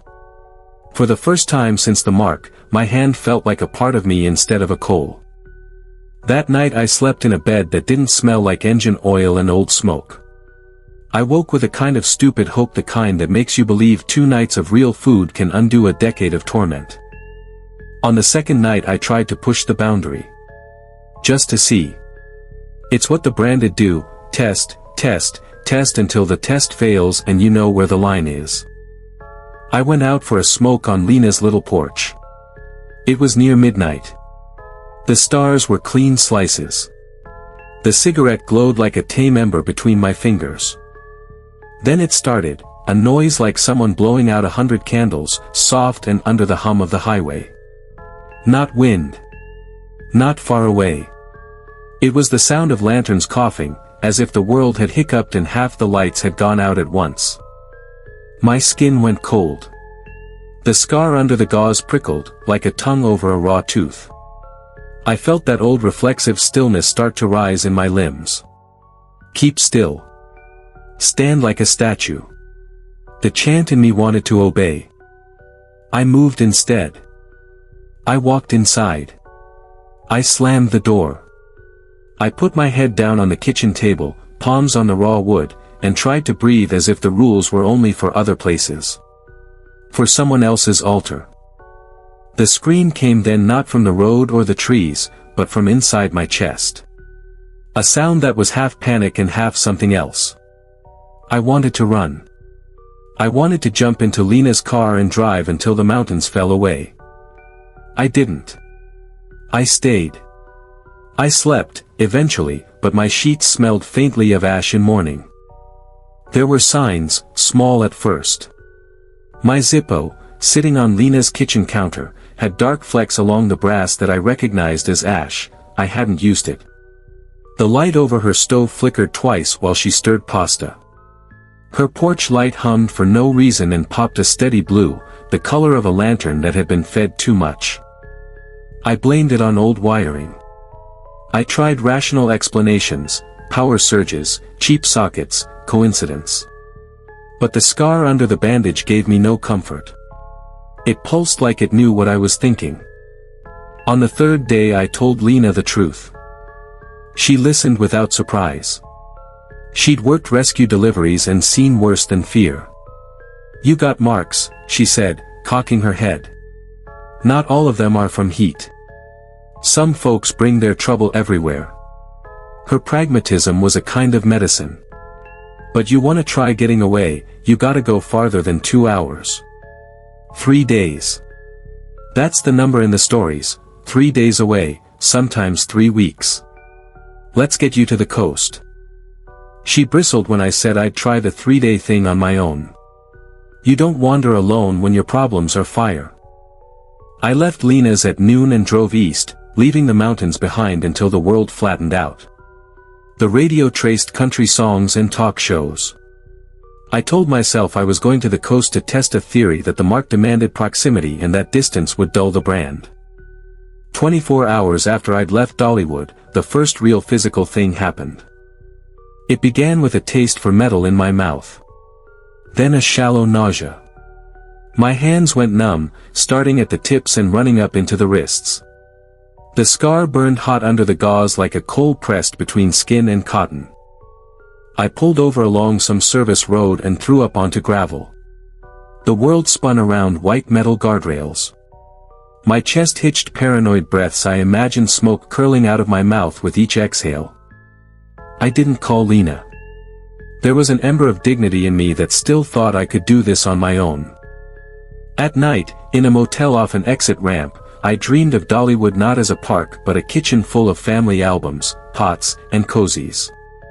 The dream Hestia poured soup into bowls and smiled, and I woke to the taste of broth in my lungs. On the second day away, it was more than a taste or a nudge. It felt like gravity. I knew, with a stupid, animal certainty, where the nearest lantern was to me, not the bright tourist ones but the small, private hearth in the motel office that kept the lobby warm. I found myself standing over it like a dog drawn to a porch light. The scar flared and the bandage steamed. My hands shook so badly I couldn't light a cigarette. My phone, which had been serviceable, popped into limited bars. Texts from Lena asking if I was okay went unanswered because my thumbs refused to type anything that wasn't about directions back to the parkway. I drove through towns like a man in a dream. I turned onto the highway with the intention of going south to the coast, and somehow my tires found the parkway and the outline of the Smokies like it was an old scar on a map. Every mile closer to home took a rusted weight off me. The pain eased. The nausea eased. The scar cooled from a white-hot sting to a steady ferocity I could stand. There's a myth impulse in all of us that distance will fix things. In my case, it bought me 2 days of human life and the awful clarity to know what I didn't have: freedom. At the turn between the Gatlinburg exit and the parkway, near a stretch where the trees leaned so close to the road it was like driving between the ribs of the mountain, my phone died flat. The address bar on the GPS flickered and rewound to the Dollywood coordinates like a magnet snapping a bit of iron back into place. For a panicked moment I considered rolling down the window and screaming, "I don't want to be yours." Like some madman in a movie. But the real scream was smaller, more numbed, the sound of a man who has tried to stop a forest fire with a cup of water. I made it back to Pigeon Forge at dawn, cheeks hollow, eyes red. The park loomed through the trees like a cathedral roofline. I thought of Lena's kitchen, of cold coffee and trust, and felt my chest cave inward. I thought of Jordan's outline on the pavement and Carter's smoldering resignation. I thought of Tyler's laugh. All of it pushed me forward. Carter didn't raise an eyebrow when I walked into the office. She just watched my hands, gnarled, scarred, trembling, and nodded like she'd expected me all along. "You did it," she said, like it was an achievement. "I came back," I said. My voice was cracked from wind and want. She folded her hands on the desk. "You lasted longer than some. The first weeks are the hardest. The brand tests you like a furnace tests ore. If it cracks, you bend. Can they stay away?" I asked. "The flames? The pull?" Carter leaned forward and thumbed the ash into a Dixie cup. "Some folks can. But it's not about distance. It's about what you carry with you. The thing she takes isn't just body. It's the hunger. She puts it there. You either feed it or you die." That night, I kept watch like a man who'd seen his own reflection in a window and didn't like the face. The scar on my palm glowed faintly through the gauze. The lanterns hummed. The fountain's chimes at 3:17 felt like a judge's gavel. I tried to stand still and be small, to make no offerings beyond what the guidelines demanded. I was afraid of the other kind of leaving, the one that would mean giving something I couldn't take back. And yet something inside me had changed. The attempt to step away had taught me that resistance mattered even if it failed. There's value to the trying, ephemeral as it is, like chalk lines on a sidewalk. You can erase them, but someone else might trace them later. When the chimes stopped, an ember of something, pity, approval, brushed my palm. The brand pulsed and cooled a degree. For the first time since the mark, the sensation wasn't only hunger. It was a complicated thing that tasted, oddly, like memory. I came back to Lena in the end. Not because I gave up, because I realized leaving was not the same as solving. You can put miles between you and a furnace, but if the furnace is inside your ribs, it travels in the car with you. She fed me soup and didn't ask the questions I couldn't answer. She said, "You did the right thing, coming back and seeing. Now we know a little more." Practical, useless words, and also a kind of covenant. You don't have to face a God alone. Carter, when I called her later, didn't curse me for running. She only told me one thing: you can't outrun a mark. But you can learn its weather. You can learn how it lives. That's how you bargain. I tried to leave and failed. The pain taught me a lesson I didn't want: distance blunts, it does not break. The brand is a habit you wear. The hearth is less a place than a grammar. Once it sets in your speech, you can't unlearn it like a street address. I don't know if that means I should keep trying to go farther. I don't know if there's a place beyond the reach of her hunger. But I learned two practical things. 1, the mark takes time to quiet, but it never forgets. 2, you are weaker when you run alone. So I planned differently. Small steps instead of one great flight. Nights with Lena to sleep and cook and remember a life that isn't ash. Days where I mapped lanterns again, not just like a guard but like a cartographer of altars. Conversations with Carter that were more bartering than worship. Quiet experiments that test the edges of a rule without breaking it entirely. The fire is patient. So must I be. I used to think the rules were iron bars. Now I see them like guardrails on a mountain road meant to keep you on the path, but never the path itself. That was the first lesson after I tried to run. The second was harder: rules can bend, but only if you understand what they're made of. Carter called it redirecting. She said the word like a mother talking to a child with a tantrum: firm, steady, not unkind. Don't ever think you can snuff her out, Carter warned me one evening, rolling a toothpick between her teeth. But any fire will follow what feeds it. Offer something different, and it might take the bait. Her tone made it sound like common sense. It terrified me more than any threat. Because what she meant was this: the flame doesn't only eat the lantern oil, or the hearth wood, or the little offerings left behind by hands like mine. It eats attention. It eats devotion. If I could turn that hunger somewhere else, I might live with it instead of under it. That was the gamble. Dollywood is full of tiny, half-forgotten shrines. Not that anyone calls them that. To the tourists, they're seasonal displays, or theming. Old cook stoves propped outside cabins. Mason jars with LED candles. Plaques that mention heritage cooking. The park treats them as decoration. Carter treats them as firewood. You ever notice the difference between a lantern that stays lit and one that sputters out? She asked me one night. Placement, boy. Placement and attention. Move the flame, move the pull. So we tried an experiment. We picked the old smokehouse, the one that hadn't served pulled pork in a decade. It still had the iron hearth inside, blackened and half collapsed, but intact.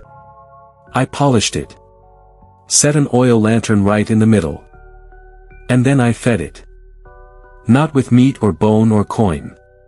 Just small, living things. Pine needles. A ribbon from my old jacket. A photograph of nothing important. I thought maybe the fire would ignore such trifles. But it didn't. It took them with a hiss and a curl of smoke that smelled faintly, obscenely, like cinnamon. The rules tell you when to be silent, when to move, when to bow your head. That night, I broke none of them. But I did notice something new. At 3:17, when the fountain's chimes shivered through the empty midway, I felt the pull not toward the chapel or the main lanterns but toward the smokehouse hearth. The scar on my palm tingled. Not burn, it tingled, like a dog twitching in its sleep. Carter nodded when I told her. Good. Means she noticed. Noticed what? I asked. You. That you gave her somewhere else to sit. The next nights proved it, the smokehouse hearth was taking some of the pressure. The lantern patrol felt easier. The mark on my palm stopped aching every hour. Even Lena noticed when I came to her place for supper one evening. "You're not gray around the eyes anymore," she said, spooning beans into my bowl. But every relief has a cost. It didn't take long for the woman in gray to appear again.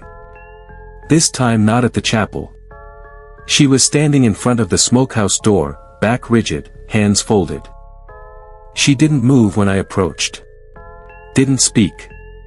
Just stared at the light inside, the little false hearth I'd made. I remembered Rule 4.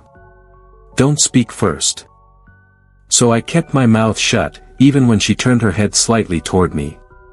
The air was hot, like standing next to a gas grill left running too long. After a minute she vanished. Not walked away, vanished, like a candle blown out. I had a terrible realization then, I'd shifted her attention, yes. But not all of it. And attention is a double-edged thing.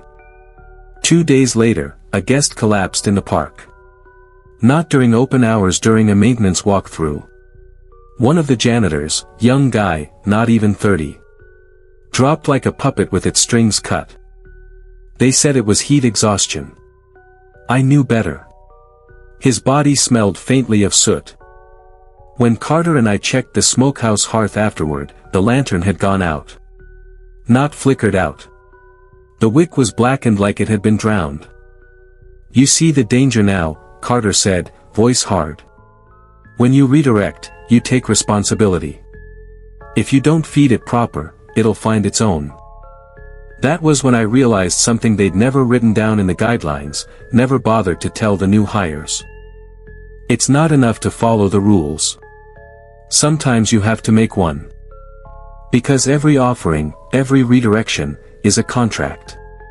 You give the fire something to chew on, it spares the rest of you. But only as long as you keep it balanced. That's the rule beneath all the rules. The one no one wants to say aloud. And once you understand it, you can't unknow it.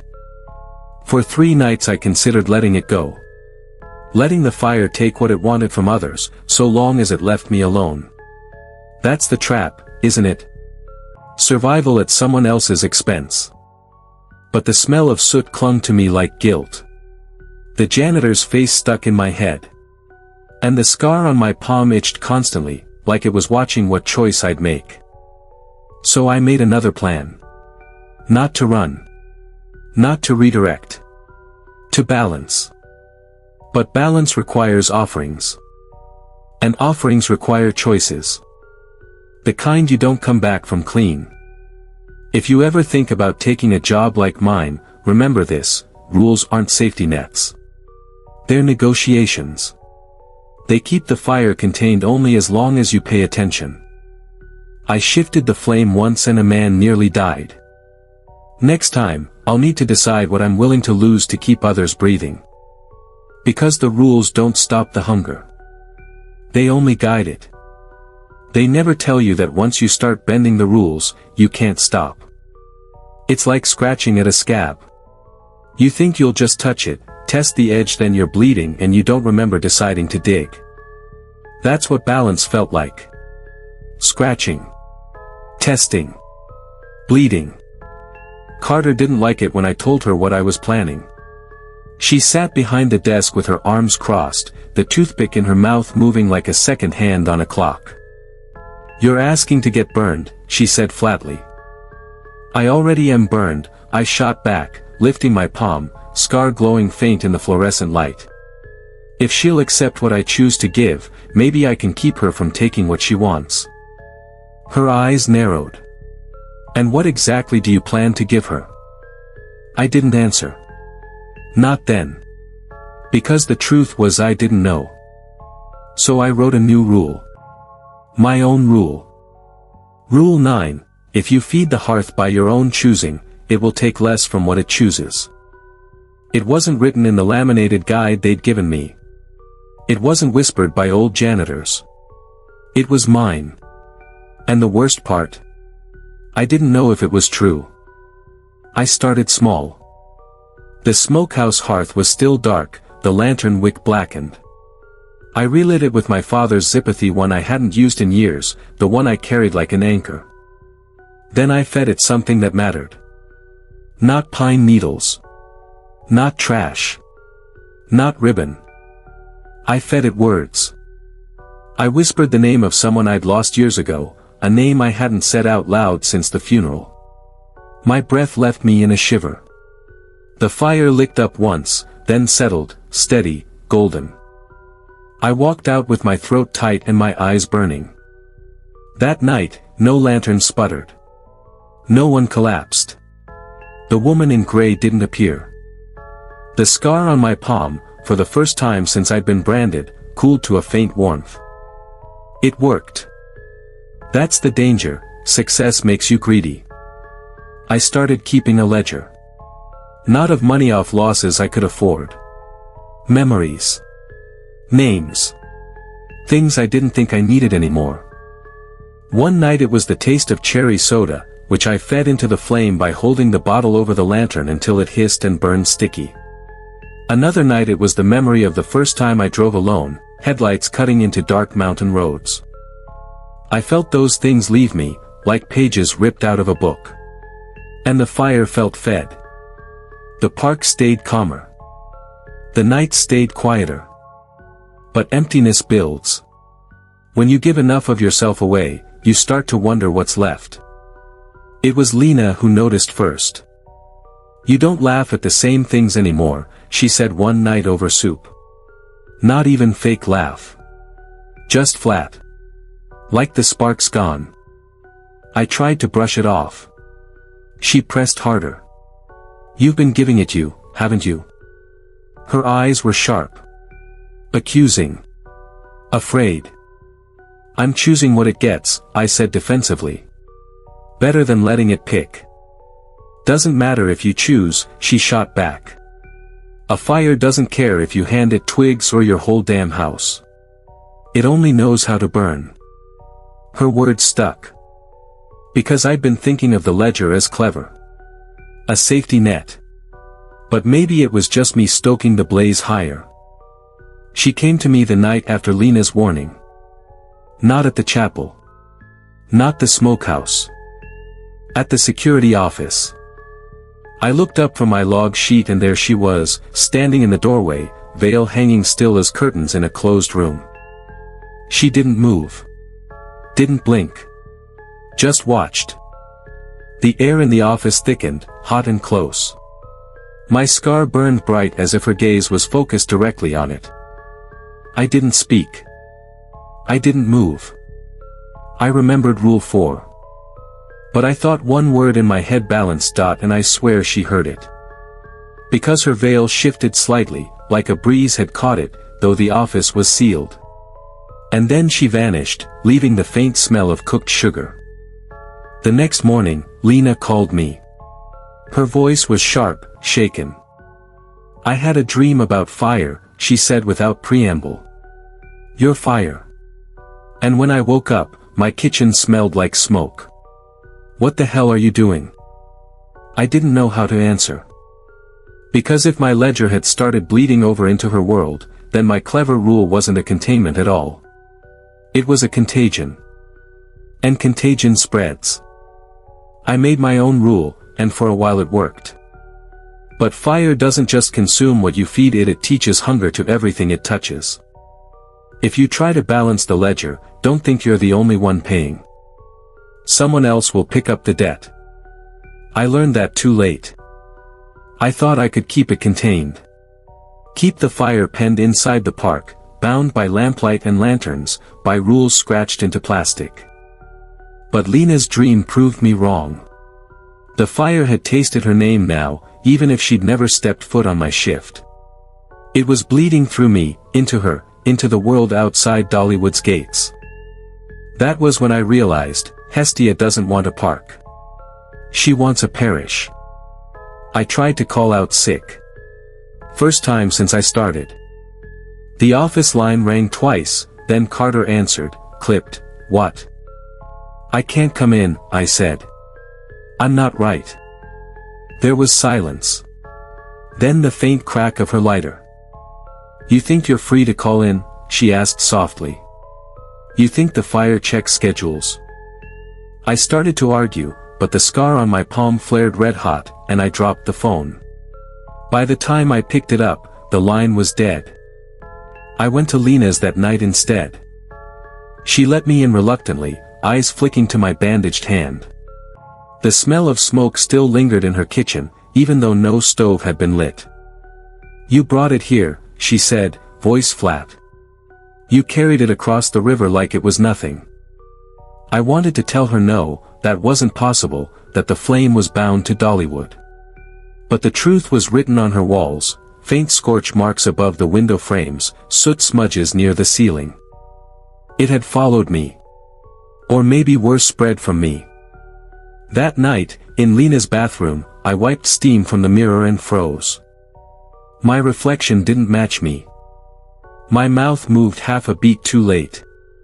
My eyes glowed faintly, like embers under ash.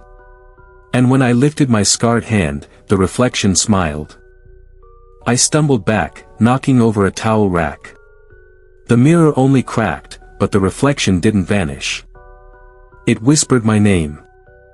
Not aloud inside my head. I told Carter the next night. She didn't look surprised. "You've been feeding it wrong," she said, exhaling smoke. "You gave it things too close to your bones. Memories. Names. Those aren't offerings. They're roots. And when you tear up roots, the whole tree shifts." Her voice softened, just slightly. "That's how it spreads. Not because the fire wants to wander. Because you've given it pathways." "So what do I do?" I asked. She crushed the cigarette in the ashtray. "You cut off the path. Before it grows." That night, back in Lena's kitchen, I stared at her. At the scorch marks. At the exhaustion in her face. If Carter was right, the only way to stop the spread was to sever the tie. And the tie wasn't the fire itself. It was me. The ledger I'd built, the offerings I'd matathied opened the door. The only way to shut it was to feed the flame something bigger than memory. Something permanent. Something alive. That morning I dreamed of Lena. She was sitting in the smokehouse hearth, legs crossed, smiling faintly as flames curled up around her. "You've already decided," she said in Hestia's voice. "You just don't want to admit it. Every offering you made was practice for this." When she reached out, her hand was nothing but firelight. My scar pulsed with longing. And then I woke up, drenched in sweat, smoke clinging to my sheets. "Carter says I have to cut off the path. But what if the only way to do that is to burn the Pigeon, or Lena, or both? The ledger doesn't balance anymore. It only demands. And the flame has already chosen its next meal. I've been circling the same truth like a buzzard circling roadkill. There's no way to keep Lena out of this anymore. The fire knows her. The fire has named her. But it's not just her. I've seen myself, two shadows of me where I shouldn't be. And every night now, the reflection in the glass grows more confident. It happened after midnight, on Craftsman's Valley. I just checked the blacksmith shop, where the coals glow even when no one's around. When I turned to leave, I caught movement in the window. My reflection wasn't standing where I was. It was closer. Leaning against the glass, grinning with ember-cracked teeth. And then it stepped out of the glass. No sound of shattering. Just a hiss, like air sucked through a furnace vent. And suddenly, there it was, but thinner, hungrier, with light flickering in its veins. "Ledger," it whispered in my voice. "Balance. Burn." I ran. I don't even remember deciding to, just instincts taking over. It followed, barefoot on the pavement, but every step it took left a faint scorch. The smell of charcoal hung in the air. Rule 1 says keep the lanterns lit. I sprinted toward the nearest one, fumbling with my lighter, hands shaking. The second the flame caught, the thing hissed and recoiled, eyes narrowing. But it didn't vanish. It just slunk back into the shadows, whispering my name again. Not gone. Just waiting. When I told Carter, she didn't laugh. She didn't even act surprised. You gave it too much, she said flatly. Now it's trying to walk the other side of the ledger. What does that mean? I asked. She took a long drag, smoke curling like incense. The reflection isn't a ghost. It's an accountant. The fire keeps its books. When you owe too much, it collects. And it always collects in kind. So it's going to replace me? Her eyes glinted. No. It's going to consume you. Piece by piece. Until there's nothing left but flame walking around in your skin. I went home praying it had stayed behind the gates. But the bathroom mirror was fogged from the shower I hadn't taken. And when I wiped it clean, my reflection didn't move. It just stood there, smiling. And then it tapped on the glass. Once. Twice. Like a polite guest asking to come in. I told Lena everything. I didn't mean to, it just spilled out of me, words tumbling faster than sense. Instead of running, she fetched a Bible from her bookshelf. She'd underlined whole passages in red ink. She read aloud, voice trembling but steady, about fire as judgment and fire as spirit. And for a moment, the scorch marks on her ceiling dimmed. The smell of smoke faded. But my scar burned hotter than ever. And when she closed the book, the walls crackled like kindling. I don't know which ledger the flame keeps. The park's? Mine? Lena's? Maybe all three, tangled together. But the reflection has crossed the threshold now. And if Carter's right, every offering I've made has only made it stronger. I'm running out of time. I can't fight fire with fire. But I also can't stop feeding it. So maybe the only way forward is to choose who burns first. The reflection doesn't just follow me anymore. It hunts. Tonight, in the arcade building, I caught my face moving wrong in the glass of the skee-ball machine. My double was crouched down where I wasn't, grinning, waiting. The crack spread across the glass without me touching it. A thin white fissure that spiderwebbed into the shape of a burning hearth. Then it spoke. In my voice. You fed me with lies. You fed me with rules. Now feed me with flesh. The lanterns along the path to Timber Canyon guttered out. That's rule 2, territory, and move until they burn again. But behind me, the reflection moved.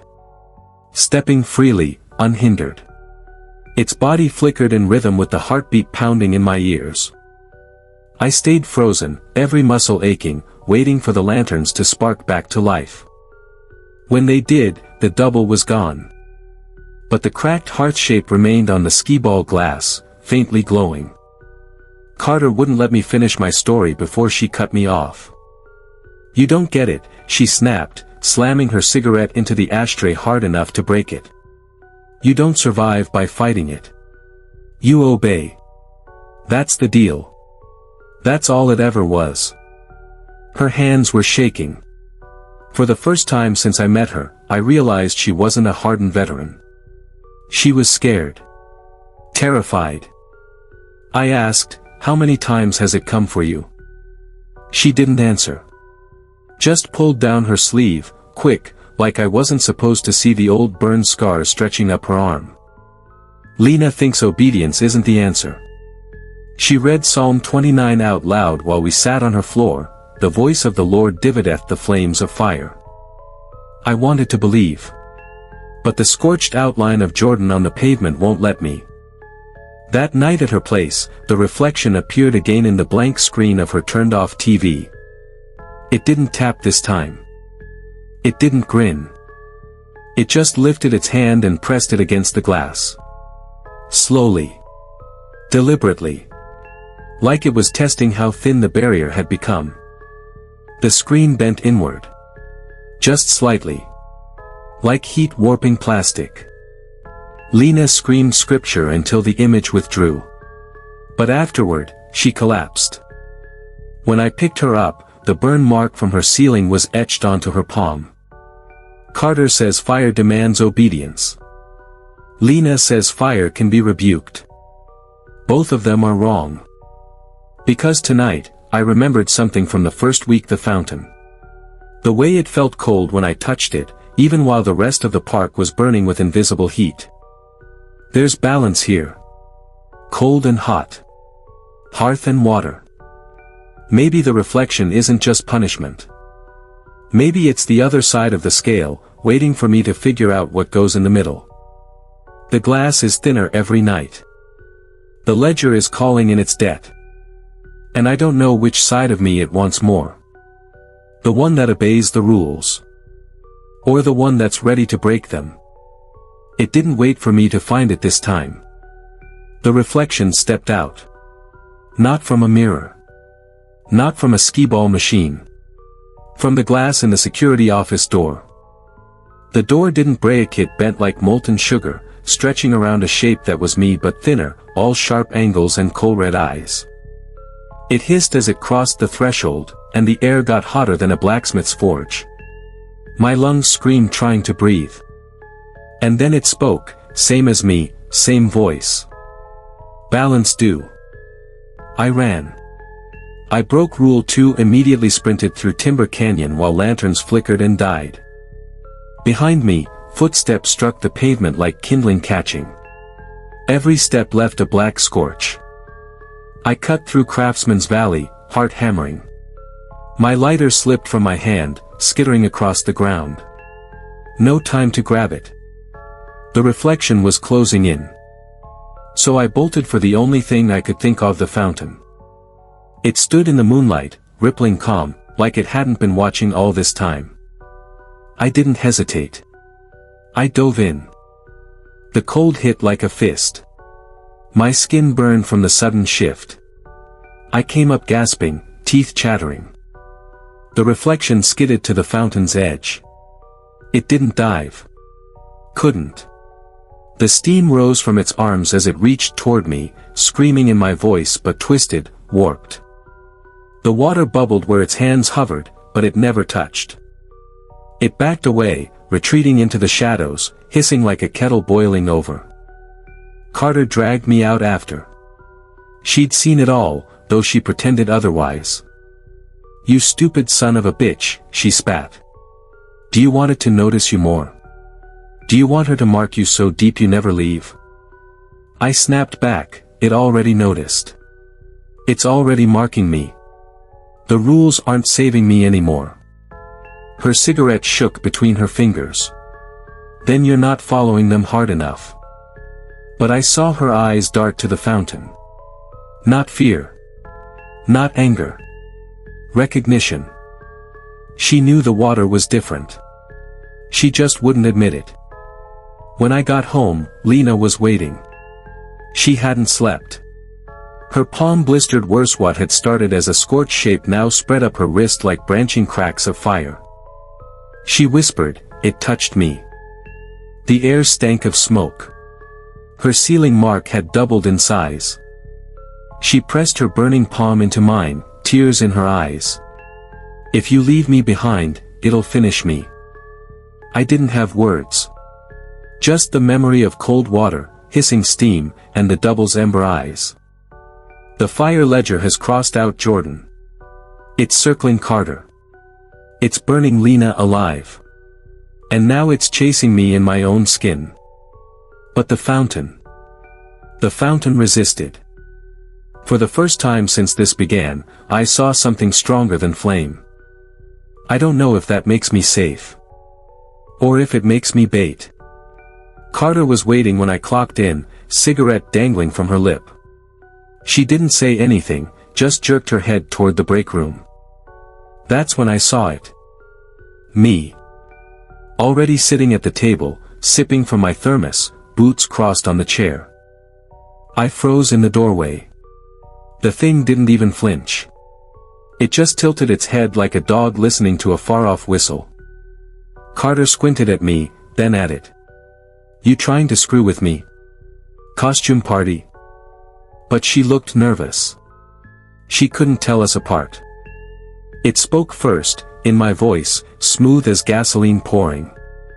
"I'm early. Ledger's full tonight." The words slid down my spine like cold oil. I stammered. "That's not me. That's not." But Carter cut me off with a laugh too sharp to be real. "Cute. Real cute. One of you better get to your post before I make it easy and fire the both of you." The double winked at me, stood, and grabbed my flashlight. My flashlight. The handle still wrapped in the tape I'd put there. And Carter let it walk out. The park grew loud that night. Too loud. Lanterns flickered, then went out. Instead of waiting, I saw Meth Double strolling calmly through Timber Canyon like nothing mattered. Every step it took, another lamp burst into flame, brighter than I'd ever seen. But not warm searing, blistering, like the park itself was being punished. It wasn't obeying the rules. It was rewriting them. And the worst part? Nothing punished it back. I dragged Carter to the security monitors. "That's not me. That's a thing. Look." On screen, the double smiled at the camera, lifted its hand, and waved. Carter's face twisted. She ground her cigarette out hard enough to break the filter. "You don't get it," she whispered. "If she accepts it as you, then it is you." I slammed my fist against the table. "And what happens to me, then?" She wouldn't answer. When I stumbled home, Lena was sitting cross-legged on the floor, Bible open, eyes wild. The burn up her arm had spread to her neck. Her voice was raw, cracked from reciting scripture all night. She grabbed my hands. Her skin scorched. "You're fading," she rasped. "It's walking in your place. I saw you on the news 2 places at once. Which one are you?" I didn't know how to answer. My skin reeked of smoke, my scar pulsed with heat. And for just a flicker, in the dark window behind Lena, I saw the reflection grinning. Like it had already won. The fire ledger isn't just balancing anymore. It's cashing out. If the double can walk the park, take my post, carry my tools, then soon it won't need me at all.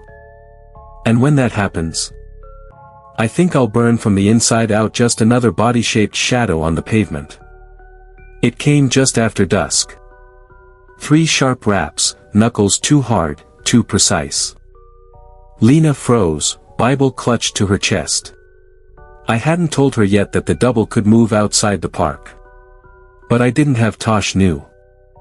"Don't open it," she whispered. But then came my voice, muffled through the wood. "Lena, it's me. Let me in." I crept closer. The voice was right, perfect down to the rasp I've had since middle school. But the words weren't mine.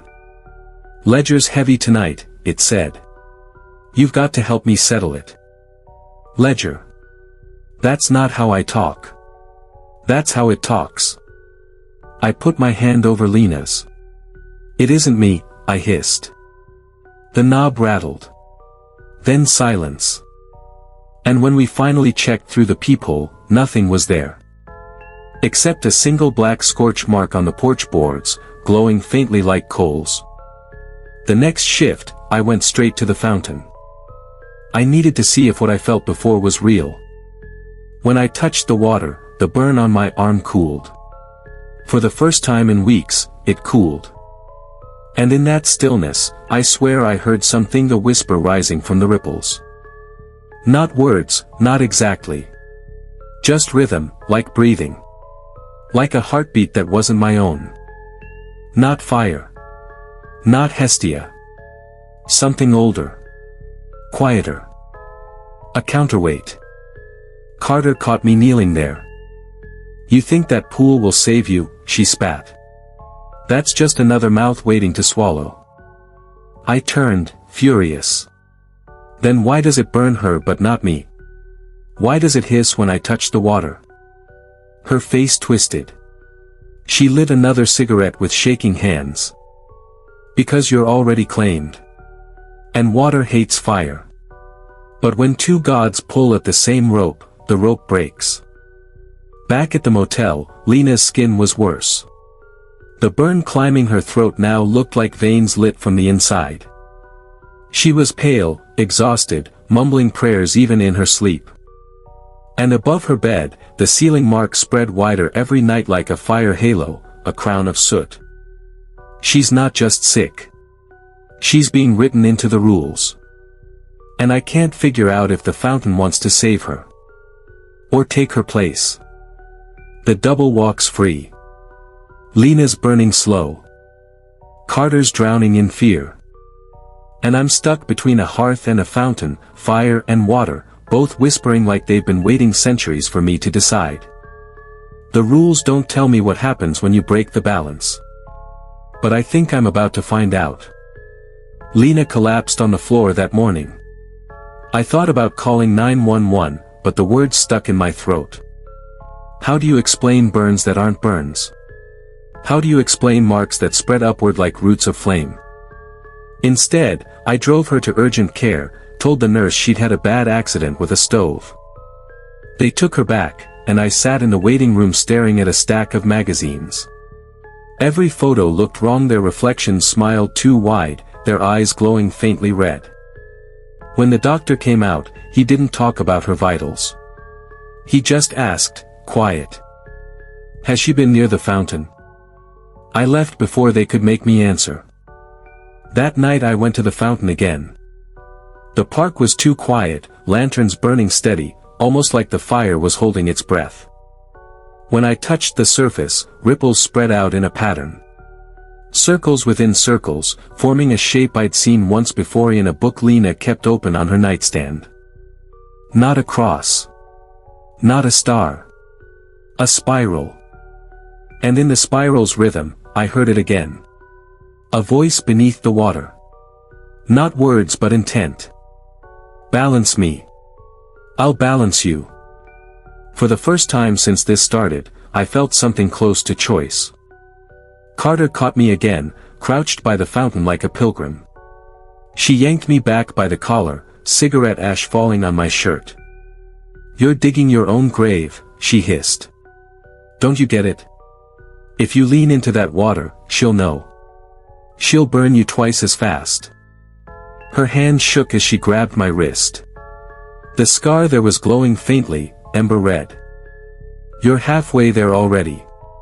Don't drag me under with you. For a second, I thought she'd push me in. Her eyes were that desperate. When I finally checked the cameras, my stomach dropped. On screen, me. Walking through the park, flashlight in hand, checking lanterns. Smiling. But I was in the office. Watching. The double wasn't just taking my place, it was performing my duties. Perfectly. And worse? The park looked calm when it did. Lanterns stayed lit. No shadows flickered. No rules broke. Maybe it wasn't replacing me. Maybe it was improving me. When I got back to the motel, Lena was sitting upright on the bed, eyes glassy. Her voice wasn't hers when she spoke. The ledger evens. The flame is patient. But water rushes. Then she collapsed again, breathing ragged, skin glowing faintly from within. I pressed a damp rag to her burns. For a moment, the glow dimmed. Her breathing steadied. The fountain had touched her too. I don't know if the fountain is salvation or a second trap. But fire has my double, and water has Lena. And I'm being pulled in two directions, stretched thin like glass about to break. Carter says if I choose wrong, the rope snaps. But I'm starting to think it already has. When I stopped by the urgent care to check on Lena, her room was empty. No discharge papers, no nurses moving her, no record at the desk. Just a hollow space where her body should have been. The sheets were damp, like someone had poured water over them. And in the corner, on the linoleum floor, a faint scorch in the shape of a footprint. Not hers. Mine. Back at the motel, the door was unlocked. The air smelled like wet smoke, acrid and sweet. And sitting on the edge of the bed Lena. Or at least her outline.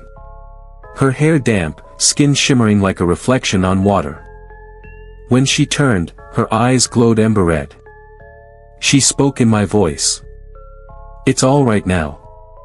I've taken her place. No more rules, no more balance. We're whole. I staggered back. The thing wearing her face smiled, slow and wide. She's warm inside. You'll see. I ran to Carter. I didn't know where else to go. She was at her usual post, cigarette glowing in the dark like a lighthouse. When I told her what I saw, she didn't curse or spit. She just stared at me, eyes hollow. She's gone, she whispered. Ledger claimed her. Happens every time. You don't pull people back from fire. I slammed my fist against the guardrail. Then what the hell is the fountain for? She didn't answer. She just flicked ash, watching it drift into the dark. I didn't wait. I went to the fountain myself. This time, I didn't touch it. I waded in. Boots, pants, shirt, everything soaked, the cold biting into my bones.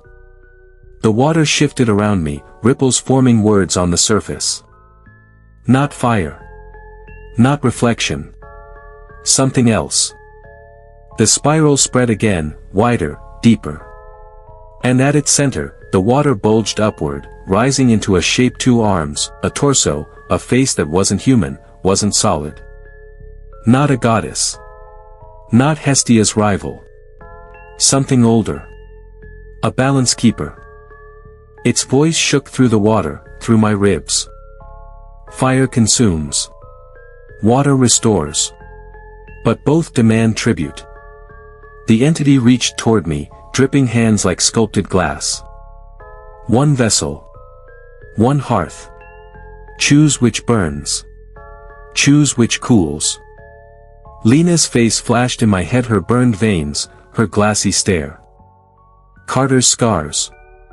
Jordan's ashes. My reflection's ember grin. All of it leading here. I screamed, throat raw, take me instead. The water surged, pulled me under, filled my mouth, my lungs. And in the last blur of moonlight, I saw my reflection leaning over the fountain's edge. Smiling. Waiting. I don't know if I drowned, or burned, or something worse. But when I opened my eyes, I wasn't on the pavement. I was staring up at the inside of the fountain. And there were hundreds of faces pressed into the stone. Some screaming. Some smiling. All waiting. The fountain wasn't a fountain anymore. From inside, it was a hollow dome of stone, slick with water that wasn't water. The faces carved into it weren't carved, they moved. Lips trembling. Eyes rolling in their sockets, pupils flashing ember red before going cold again. Some whispered, too faint to understand. Others screamed without sound, mouth stretched wide, filling with rushing water. And then one of them looked right at me. It was Jordan. Not scorched, not ashes, his face pressed into stone, eyes wide and wet. He mouthed a word. Run. The spiral spread across the walls, lines glowing faintly blue, forming symbols that hurt to stare at. At the center, the ledger. Not fire carved this time, but water etched. The names floated, dissolving and reforming. Jordan. Carter. Lena. Mine. Except my name wasn't fixed, it bled across the page, smearing between debt paid and owed. The voices around me whispered in unison. Balance. Choose balance. Meanwhile outside I caught a glimpse through the surface. Carter was standing by the fountain, cigarette forgotten in her hand, staring into the water like it might bite her. She didn't see me. But she saw him. The reflection. He stood right across from her, flashlight in hand, perfect smile plastered on my face. He tipped his head and said, "I'll take the shift." And Carter? Carter nodded. Back inside, the water rippled again. And through the dome wall, Lena's face surfaced, not stone, not fire, but half submerged, her features blurred like she was caught between drowning and breathing. Her burned veins glowed brighter, a branching river of flame. She whispered not to me, but to them. "Not him. Take me. Let him go." The stone faces screamed at once, the sound tearing through me like glass shattering. The water entity rose again, its form solidifying, limbs stretching like liquid glass hardening in the cold. Its voice poured through me. "Tribute balances ledger. Fire takes, water takes. Both cannot leave." I understood. One of us had to stay. Lena or me. Fire or water. The spiral burned into the dome's walls, spinning faster, pulling my body toward it like a whirlpool. Outside, Carter smoked in silence beside my grinning reflection. Inside, I was drowning in choices, faces screaming for release, Lena offering herself to spare me. The rules never mentioned this part. Maybe because there isn't a rule. Just a price. And I think I finally understand what balance do really means. Carter flicked her cigarette into the gravel and cursed. "Hell of a night," she muttered. The me beside her laughed softly, like it knew the punchline to some joke she didn't. It turned toward the fountain and tilted its head, and in the surface I saw myself but not. A reflection that didn't wait for me to move first. Carter caught it too. She frowned. "You're off." The reflection smiled wider. Too wide. The spiral spun faster, pulling my name apart, letter by letter. One stays. One pays. The entity's form flickered between water and flame, like it had swallowed Lena's bargain and was weighing the taste. Lena was still half-formed, her body bent at an impossible angle, like the water couldn't decide whether to keep her or spit her back into the world. She reached for me, her fingers slick and burning at the same time. "Don't you dare," she whispered. "You make it out." Her voice broke in the middle of it like stone grinding against stone. Through the cacophony of the screaming faces, one voice steadied. Familiar. The hum of the breakroom stove, the sound of the park's lanterns when they flare against the night. Home is not given. Home is chosen. The water entity froze. So did Lena. The spiral dimmed, the ledger smearing. It wasn't just fire. It was Hestia's claim. Outside, Carter finally saw a thing in front of her didn't breathe. Didn't smoke. Didn't cast a shadow. She stepped back. "You're not him." The reflection didn't blink. Just grinned wider, teeth catching the lantern light like glass. And then it spoke, with my voice. "Balance demands tribute." The fountain behind it rippled like something huge was moving just beneath the surface. Inside, Lena's grip tightened. I felt my flesh sear and freeze at once. The ledger steadied, the names locking in again. Mine glowing. Hers fading. She shook her head. "If it's me or you, it's me." "No," I said, choking on water and flame. "We both." The spiral cut me off, slicing words out of my mouth. The rules wouldn't allow that. Outside, Carter facing the reflection in my skin. Inside, Lena dissolving, her name erasing. Everywhere, the spiral demanding balance. And Hestia's whisper growing louder, warm and terrible. "Choose your hearth. Choose who burns for it."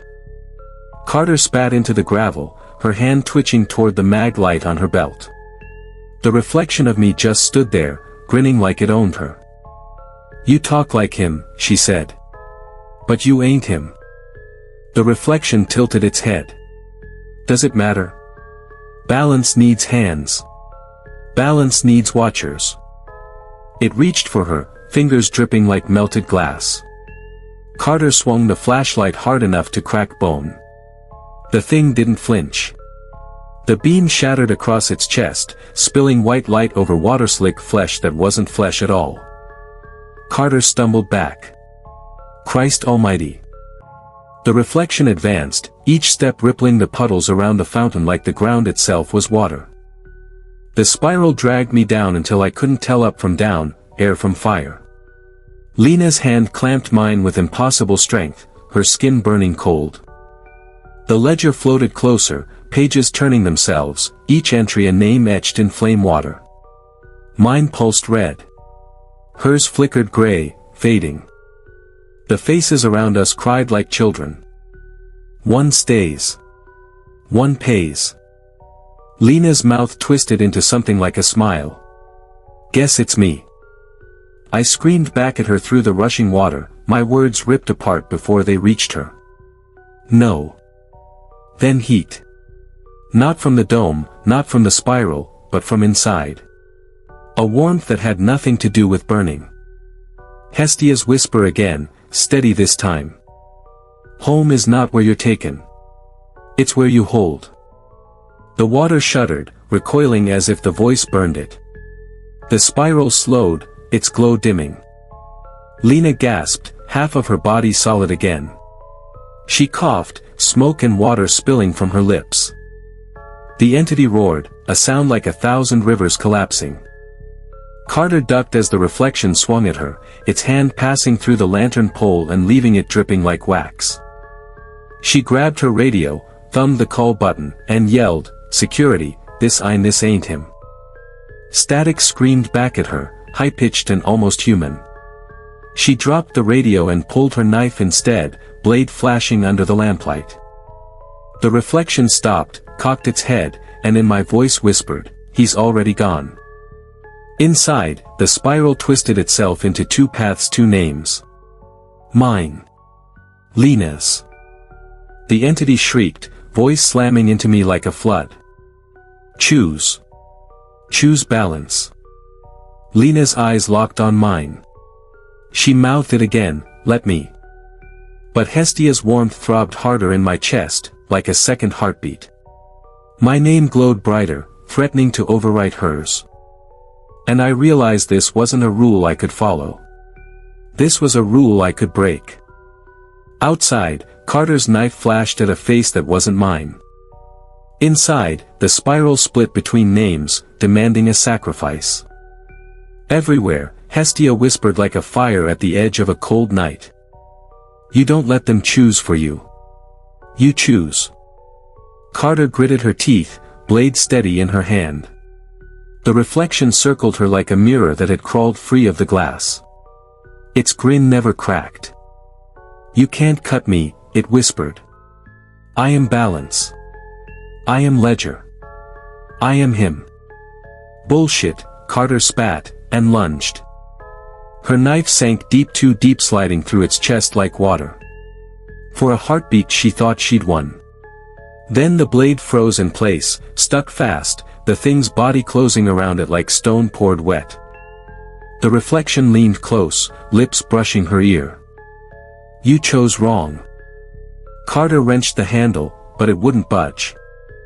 The spiral was collapsing inward, a whirlpool of names and debts. My chest burned. Lena's grip weakened, her fingers dissolving into spray. Choose. Choose balance. The water entity rose taller, eyes black whirlpools sucking everything down. Lena screamed, do it. But Hestia's warmth seared through me, steady and certain. I realized the spiral wasn't offering me a choice, it was forcing one. A rigged scale. A false balance. And Hestia's voice rose above the roar. The hearth is not bargaining. The hearth is keeping. I yanked Lena toward me, against the pull of the spiral. My throat tore as I screamed back at the faces. No balance. No tribute. We both walk out. The dome shook like it would split apart. The ledger burst into flame and water at once, pages shredding into steam. The entity shrieked, its body fracturing into torrents that slammed the walls. For the first time, the spiral stuttered.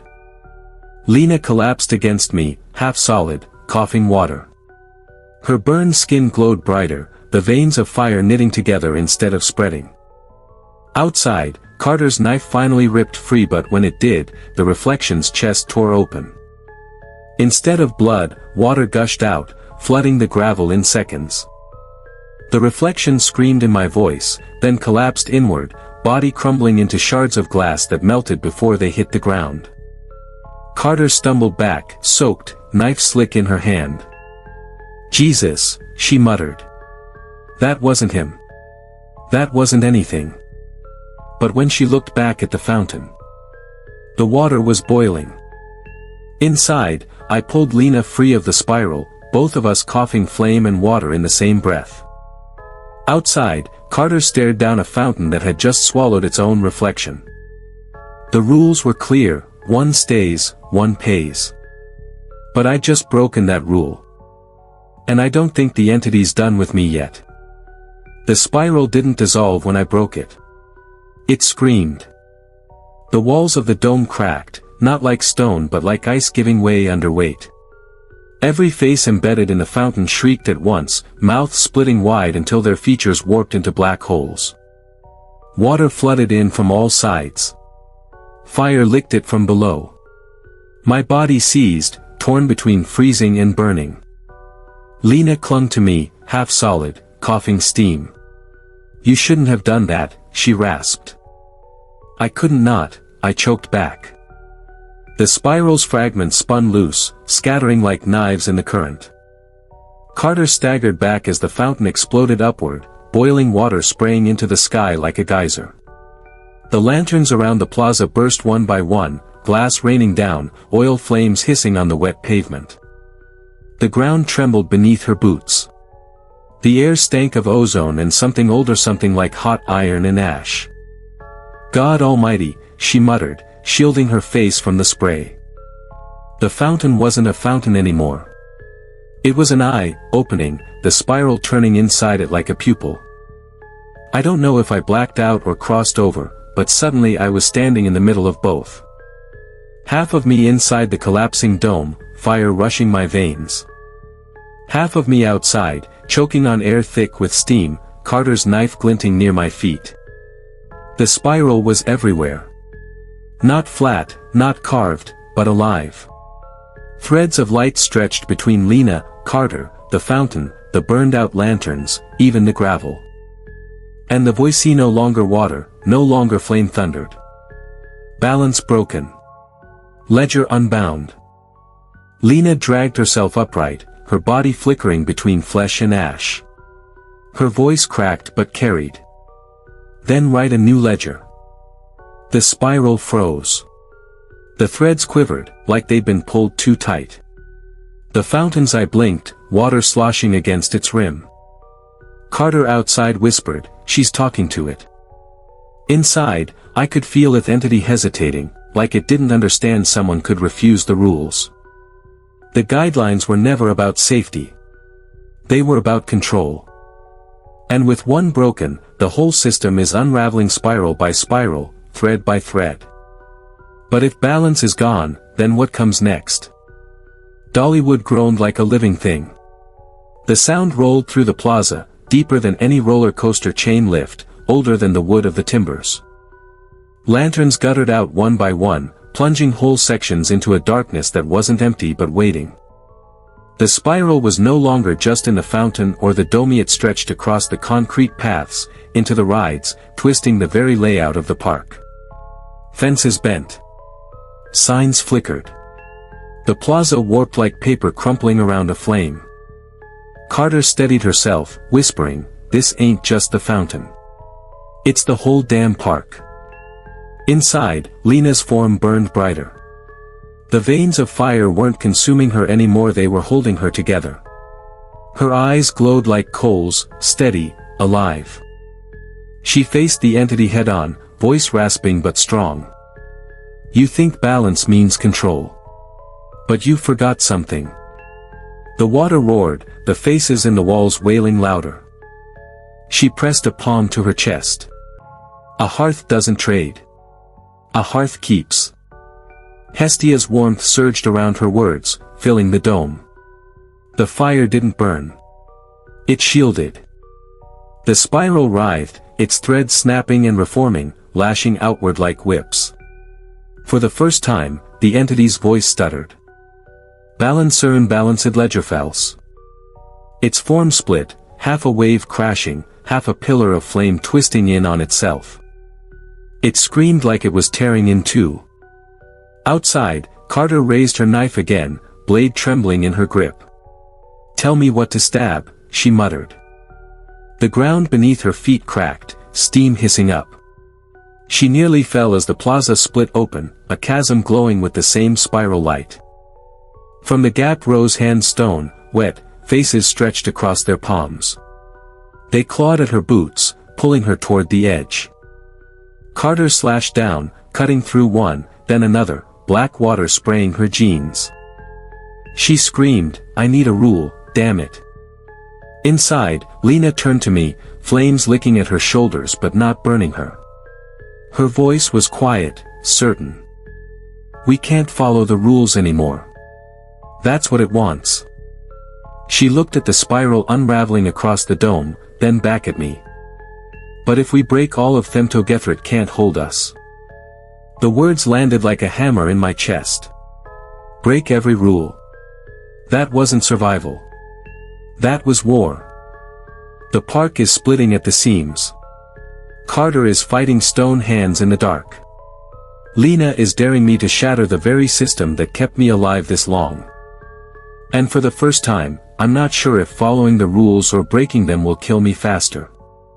Carter's boots slipped on the wet concrete as the hands kept clawing, pulling her closer to the split ground. The glow from the spiral deep inside the crack burned her eyes, but she couldn't look away. It was like staring down into a bottomless ledger.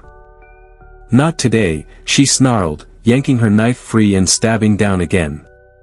The blade hissed as it sliced through fingers that weren't fingers, each cut spraying more black water.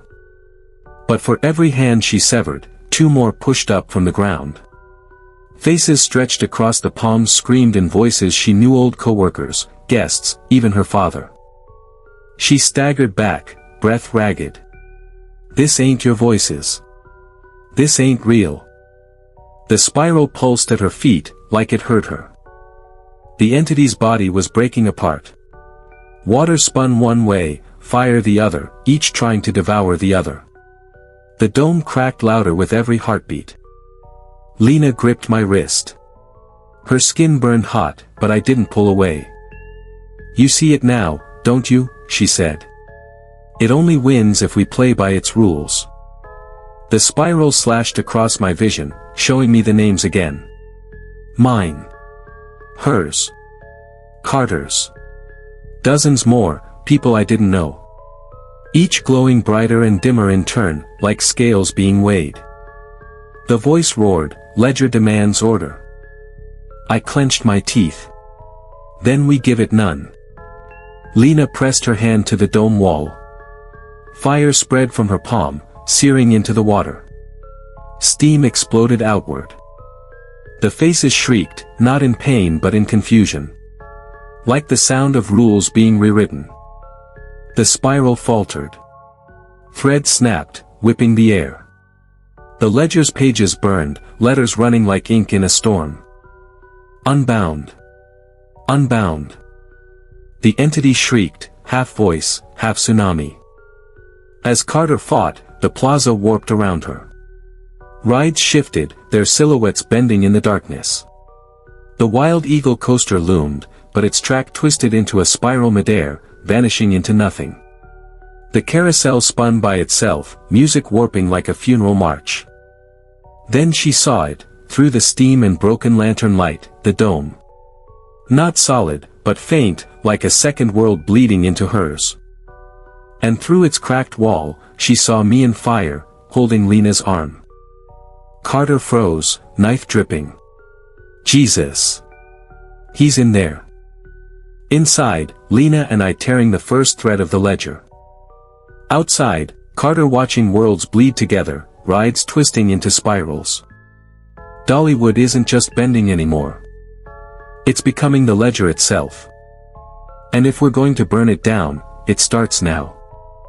The dome groaned as Lena's fire raced along its walls, turning water to steam faster than the entity could patch it.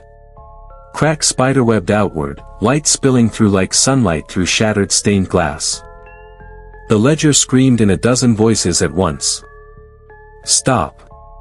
Balance must be kept. One stays. One pays. But it was weaker now, glitching between words, stuttering like a broken ride. I pulled Lena close as another crack opened. Through it I saw the real Parker, what was left of it. Concrete buckling. Lantern poles bending. And Carter, knife in hand, staring straight back at me. Carter ran forward, boots splashing in the boiling water flooding the plaza. She slashed at the stone hand still clawing for her, then jammed her knife into the dome's surface. Instead of bouncing, the blade sank deep. Steam hissed. The dome shuddered. Through the crack, I heard her yell, "Hold tight, I am comin' in." The entity shrieked, water surging to slam the crack shut. But the fire from Lena's touch kept it pried open, widening. For the first time, outside and inside weren't separate. Its body convulsed, splitting between fire and water, flame and flood. The spiral behind it spun wild, no longer a perfect pattern but a collapsing mess of threads. Faces peeled from the walls and dropped into the current, screaming as they dissolved. Lena's grip tightened on my arm. "This is it," she said, her voice ragged but sure. "We break it all. Or we drown." The warmth of Hestia surged in my chest again, brighter than ever, threading through her words. Outside, Dollywood twisted worse. The Tennessee tornado coaster looped in on itself until the track drew a spiral in the sky. The chapel's bell tolled by itself, but the sound came out backwards, like time was folding. Guests' voices echoed from nowhere, laughter, screams, songs layering over each other until the whole park sounded like a ledger tallying debts. Carter pressed harder, her knife cutting deeper into the dome. Her knuckles went white. "Come on, damn you," she growled. "Let him out. The dome is cracking. Carter is breaching from outside. Lena and I are tearing it apart from inside. The entity is unraveling, but when the ledger burns, Dollywood itself might burn with it." The dome screamed like glass in a fire. Carter's blade sank to the hilt, and then with one last twist the barrier split. Water blasted inward, steam billowing like the whole sky had ruptured. Through the haze, she forced her way inside, face slick with rain, hair plastered to her forehead. She looked smaller than I remembered. Flesh and bone, not a voice over the radio. But her eyes burned, steady, as if she'd never left me. She staggered toward us, boots sloshing in water that steamed around her ankles. She didn't waste time on explanations. "You're late," she said, her voice sharp but cracking with exhaustion. Lena let out a laugh that broke halfway. Relief, disbelief, terror, all tangled together. Carter stepped between us, knife raised at the writhing entity, the spiral flaring behind it like a dying sun. "Both of you, listen," she said. "This thing don't quit till it has its balance. We don't owe it, but it thinks we do. That's the trick. We can make it choke on its own rules." The ledger howled through every surface. "You three. One must pay. One must pay." Its form lurched, split by fire and water, half dissolving, half igniting. It lashed at Carter, a whip of steam and flame. She didn't flinch. She let the blow strike her arm. It passed through like smoke, leaving only a burn mark across her sleeve. "See that?" she said.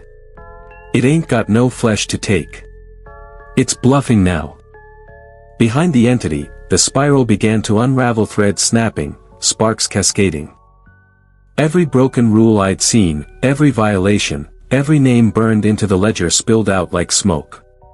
Whole pages dissolved into ash. And through the cracks I saw the park outside faltering. Coasters groaning.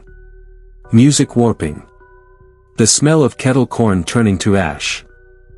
Dollywood itself was tied to the ledger, and if it fell, so would everything inside. Carter made it through.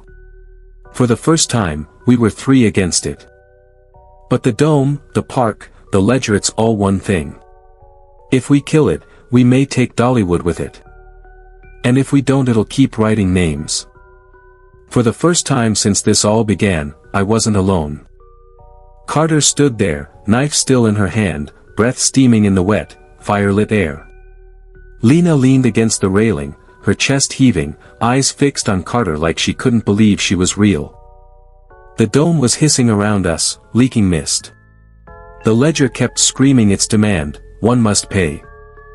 But in the middle of it, there was this fragile pocket of silence. Just the three of us, standing together in the heart of something ancient and wrong. Carter crouched, dipped her knife in the water, and drew a crooked circle on the metal floor. "It's simple," she said. "It writes rules. Rules are its leash. Problem is, it wants us to believe those rules are unbreakable. But a leash can choke if you wrap it around the wrong neck." She looked me dead in the eye. "You've been following its rules, haven't you? That's how you survived this long." I nodded. "Every damn night." "Good. That means you know the cracks. You've seen which ones matter and which ones are just theater." Lena finally spoke, her voice raw. "And if we're wrong?" Carter didn't soften. "Then one of us dies and the other two keep running until it finds another name to write. That's its game. But if we're right, we burn the book, and it loses its mouth. No more names." Lena's hands trembled. She stared at the spiral behind the entity, the thing unspooling like guts, and whispered, "That ledger's the only thing holding this place together. If we burn it, what happens to Dollywood?" The question hung heavy. I thought about the park gates, about the families that came here to forget their troubles for a weekend. About the smell of cinnamon bread in the morning, the banjo music, the ride squealing in the heat. If we killed the ledger, maybe all that went too. The air thickened. Fire guttered. Water surged. It was listening. The ledger turned a page on its own, letters burning across it like veins. "You will not burn me." The voice rattled my teeth. Carter smirked. "Struck a nerve, didn't we?" She leaned in close, her voice dropping low so only Lena and I could hear. "Next time it demands payment, don't give it what it wants. Give it more. Overload it with obedience until it chokes. It can't process excess. It only knows balance." She wiped rain from her face, eyes hard. "We're gonna follow its rules so perfectly it breaks its own spine." I wanted to believe her. But I've seen what happens when people follow the rules too well. The dome shivered above us. The spiral pulsed. And the ledger, for the first time, didn't scream. It laughed. We didn't rush it. Carter said if we were gonna choke the thing with its own rules, we needed to be exact. No mistakes. No improvising. So we sat on the wet concrete under the dome, ledger glowing like a furnace on the table. I pulled my notebook out, the same one I'd been scratching warnings and schedules into for weeks. My handwriting was warped, jittery from nights half spent shaking. I read the rules out loud. Every single one. Stay out of the amphitheater after midnight. Keep the hearth flame lit. Never speak the name you see written in the smoke. If you hear knocking in threes, don't answer. When the spiral burns, look away. Don't let the dome go dark. Water first, fire last. Each one rang out in the dome like it was being etched into the walls.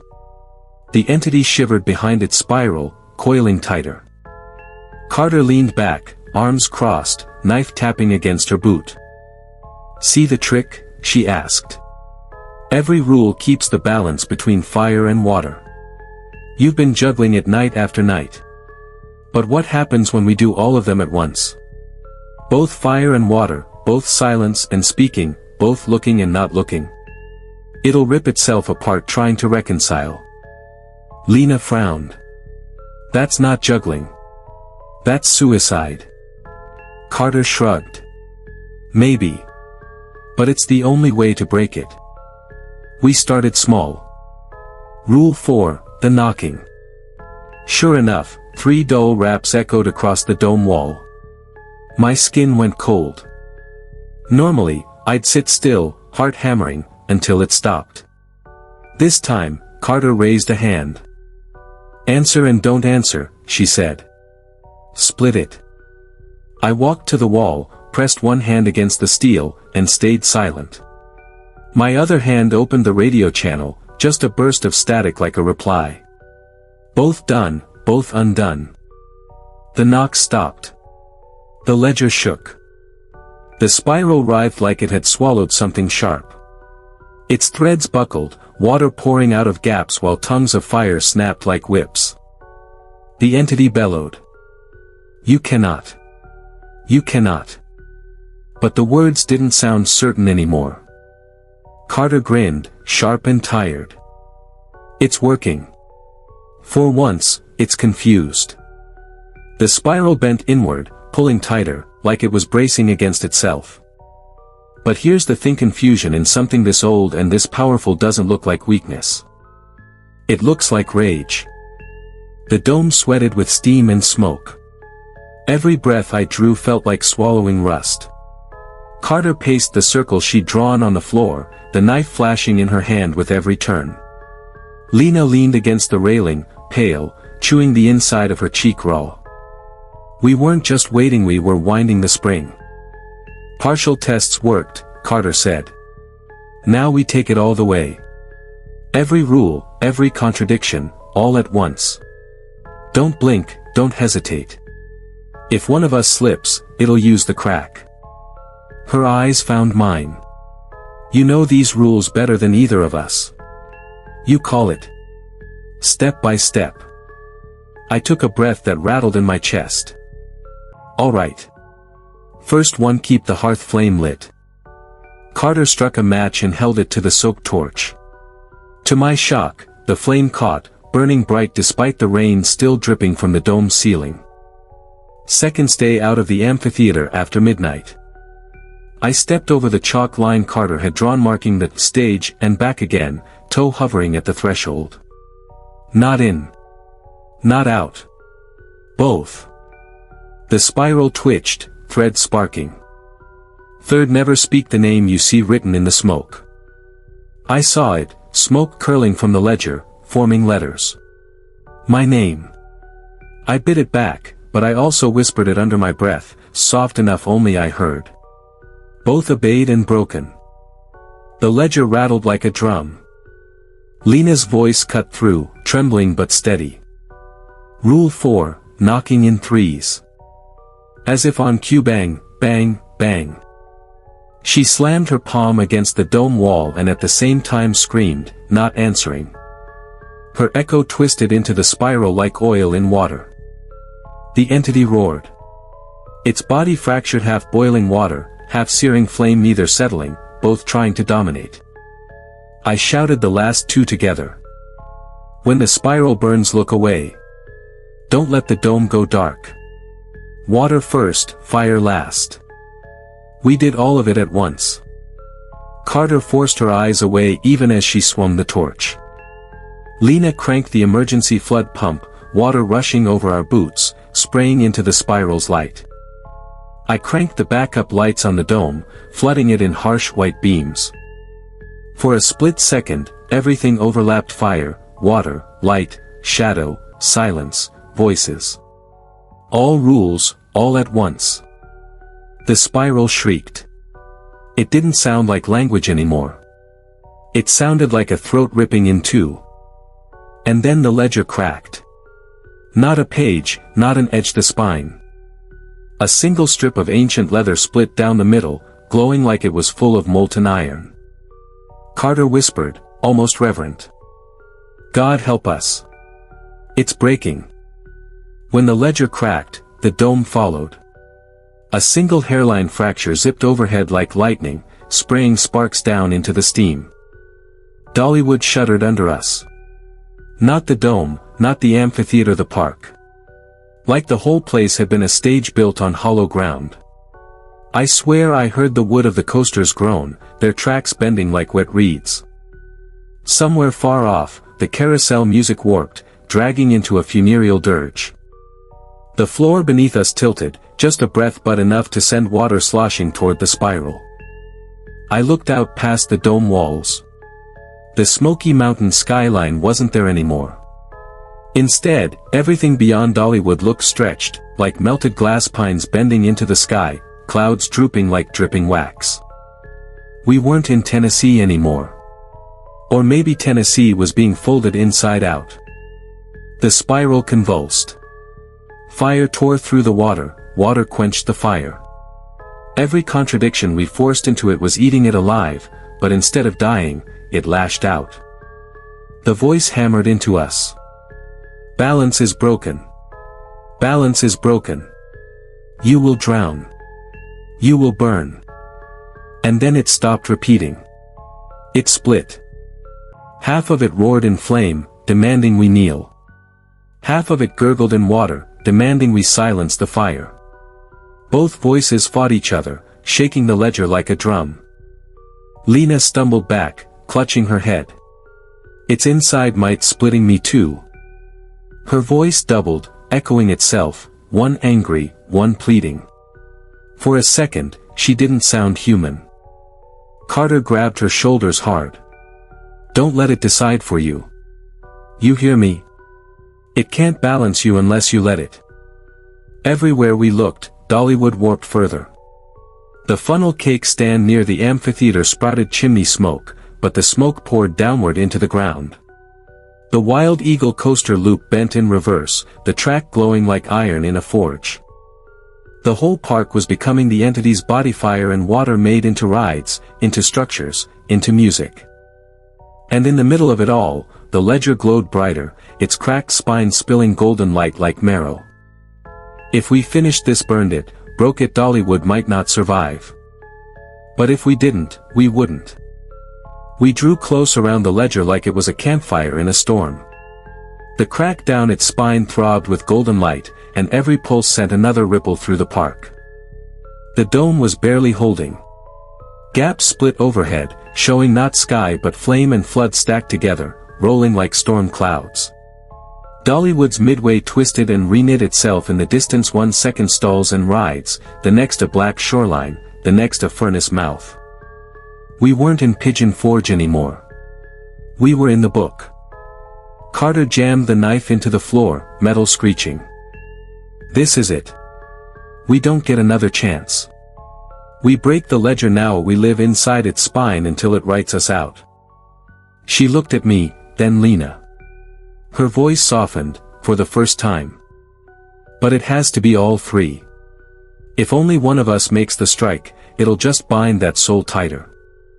The spiral surged, wrapping the dome walls like veins. The entity leaned forward, its faces shifting between firelight and drowned flesh. It hissed, its words flickering between voices. One must pay. One will free the rest. Choose your flame. Choose your flood. The ledger pages flipped on their own, stopping at one blank page, waiting like an open grave. Lena's breath hitched. She pressed her forehead to her hands. It wants us to sacrifice. That's what it always wanted. Carter's grip tightened on her knife. Then we don't play its game. We cut the damn page out of the book before it writes us. My voice shook, but I forced it out, together. We moved as one, me with my flashlight, Lena with her trembling hands, Carter with her blade. Flashlight beam seared the page. Water from Lena's palm splashed across the glowing crack. Carter drove the knife into the open ledger with a grunt that echoed like thunder. For a heartbeat, nothing happened. Then the spine tore all the way down. The dome blew outward in silence, shards of glass and steam vanishing before they hit the ground. The spiral convulsed, screaming in two voices, then in none. The park folded. The coasters collapsed into rivers, the rivers ignited, the sky tore down the middle. And all I could think as the ledger burned in my hands was, we broke the rules. Every last one. And for the first time the rules broke back. When the ledger cracked, when the spiral screamed itself into nothing, there was no fire, no flood, no dome, no park. Just silence. I woke up on my back in wet grass, sky wide and black above me. The air smelled like pine, and for the first time in months, it wasn't tainted with ash or chlorine. Dollywood was gone. Carter sat a few feet away, arms on her knees, blood streaked across her sleeve where the entity had burned her. She looked smaller now, human, knife buried in the dirt beside her. Lena was crying quietly. Not panic, not terror, just release. Her face streaked with soot, her hands trembling, but she was alive. And me? I couldn't stop touching the grass, the earth. Making sure it was real. We walked down the slope. Where Dollywood had been, there was nothing but an open field, flat and charred in patches, like it had been scraped clean. No rides. No music. No funnel cake stands. No dome. But the field breathed. Heat shimmered in places. Water pooled in others. Balance, restless but bound. Carter spat into the dirt. It ain't gone. Just sleeping. I still don't know if we saved anyone. Dollywood's gone. Hundreds of jobs, the laughter of families, the smell of bread in the morning, all wiped out in a single night. But the ledger's gone too. No more names. No more rules whispered in the dark. Maybe that's worth the trade. If you ever find work that pays too good for too little, read the guidelines. If they sound strange, if they don't make sense, walk away. And if you can't walk away, don't follow the rules too well. Sometimes, the only way to win is to make the rules break first.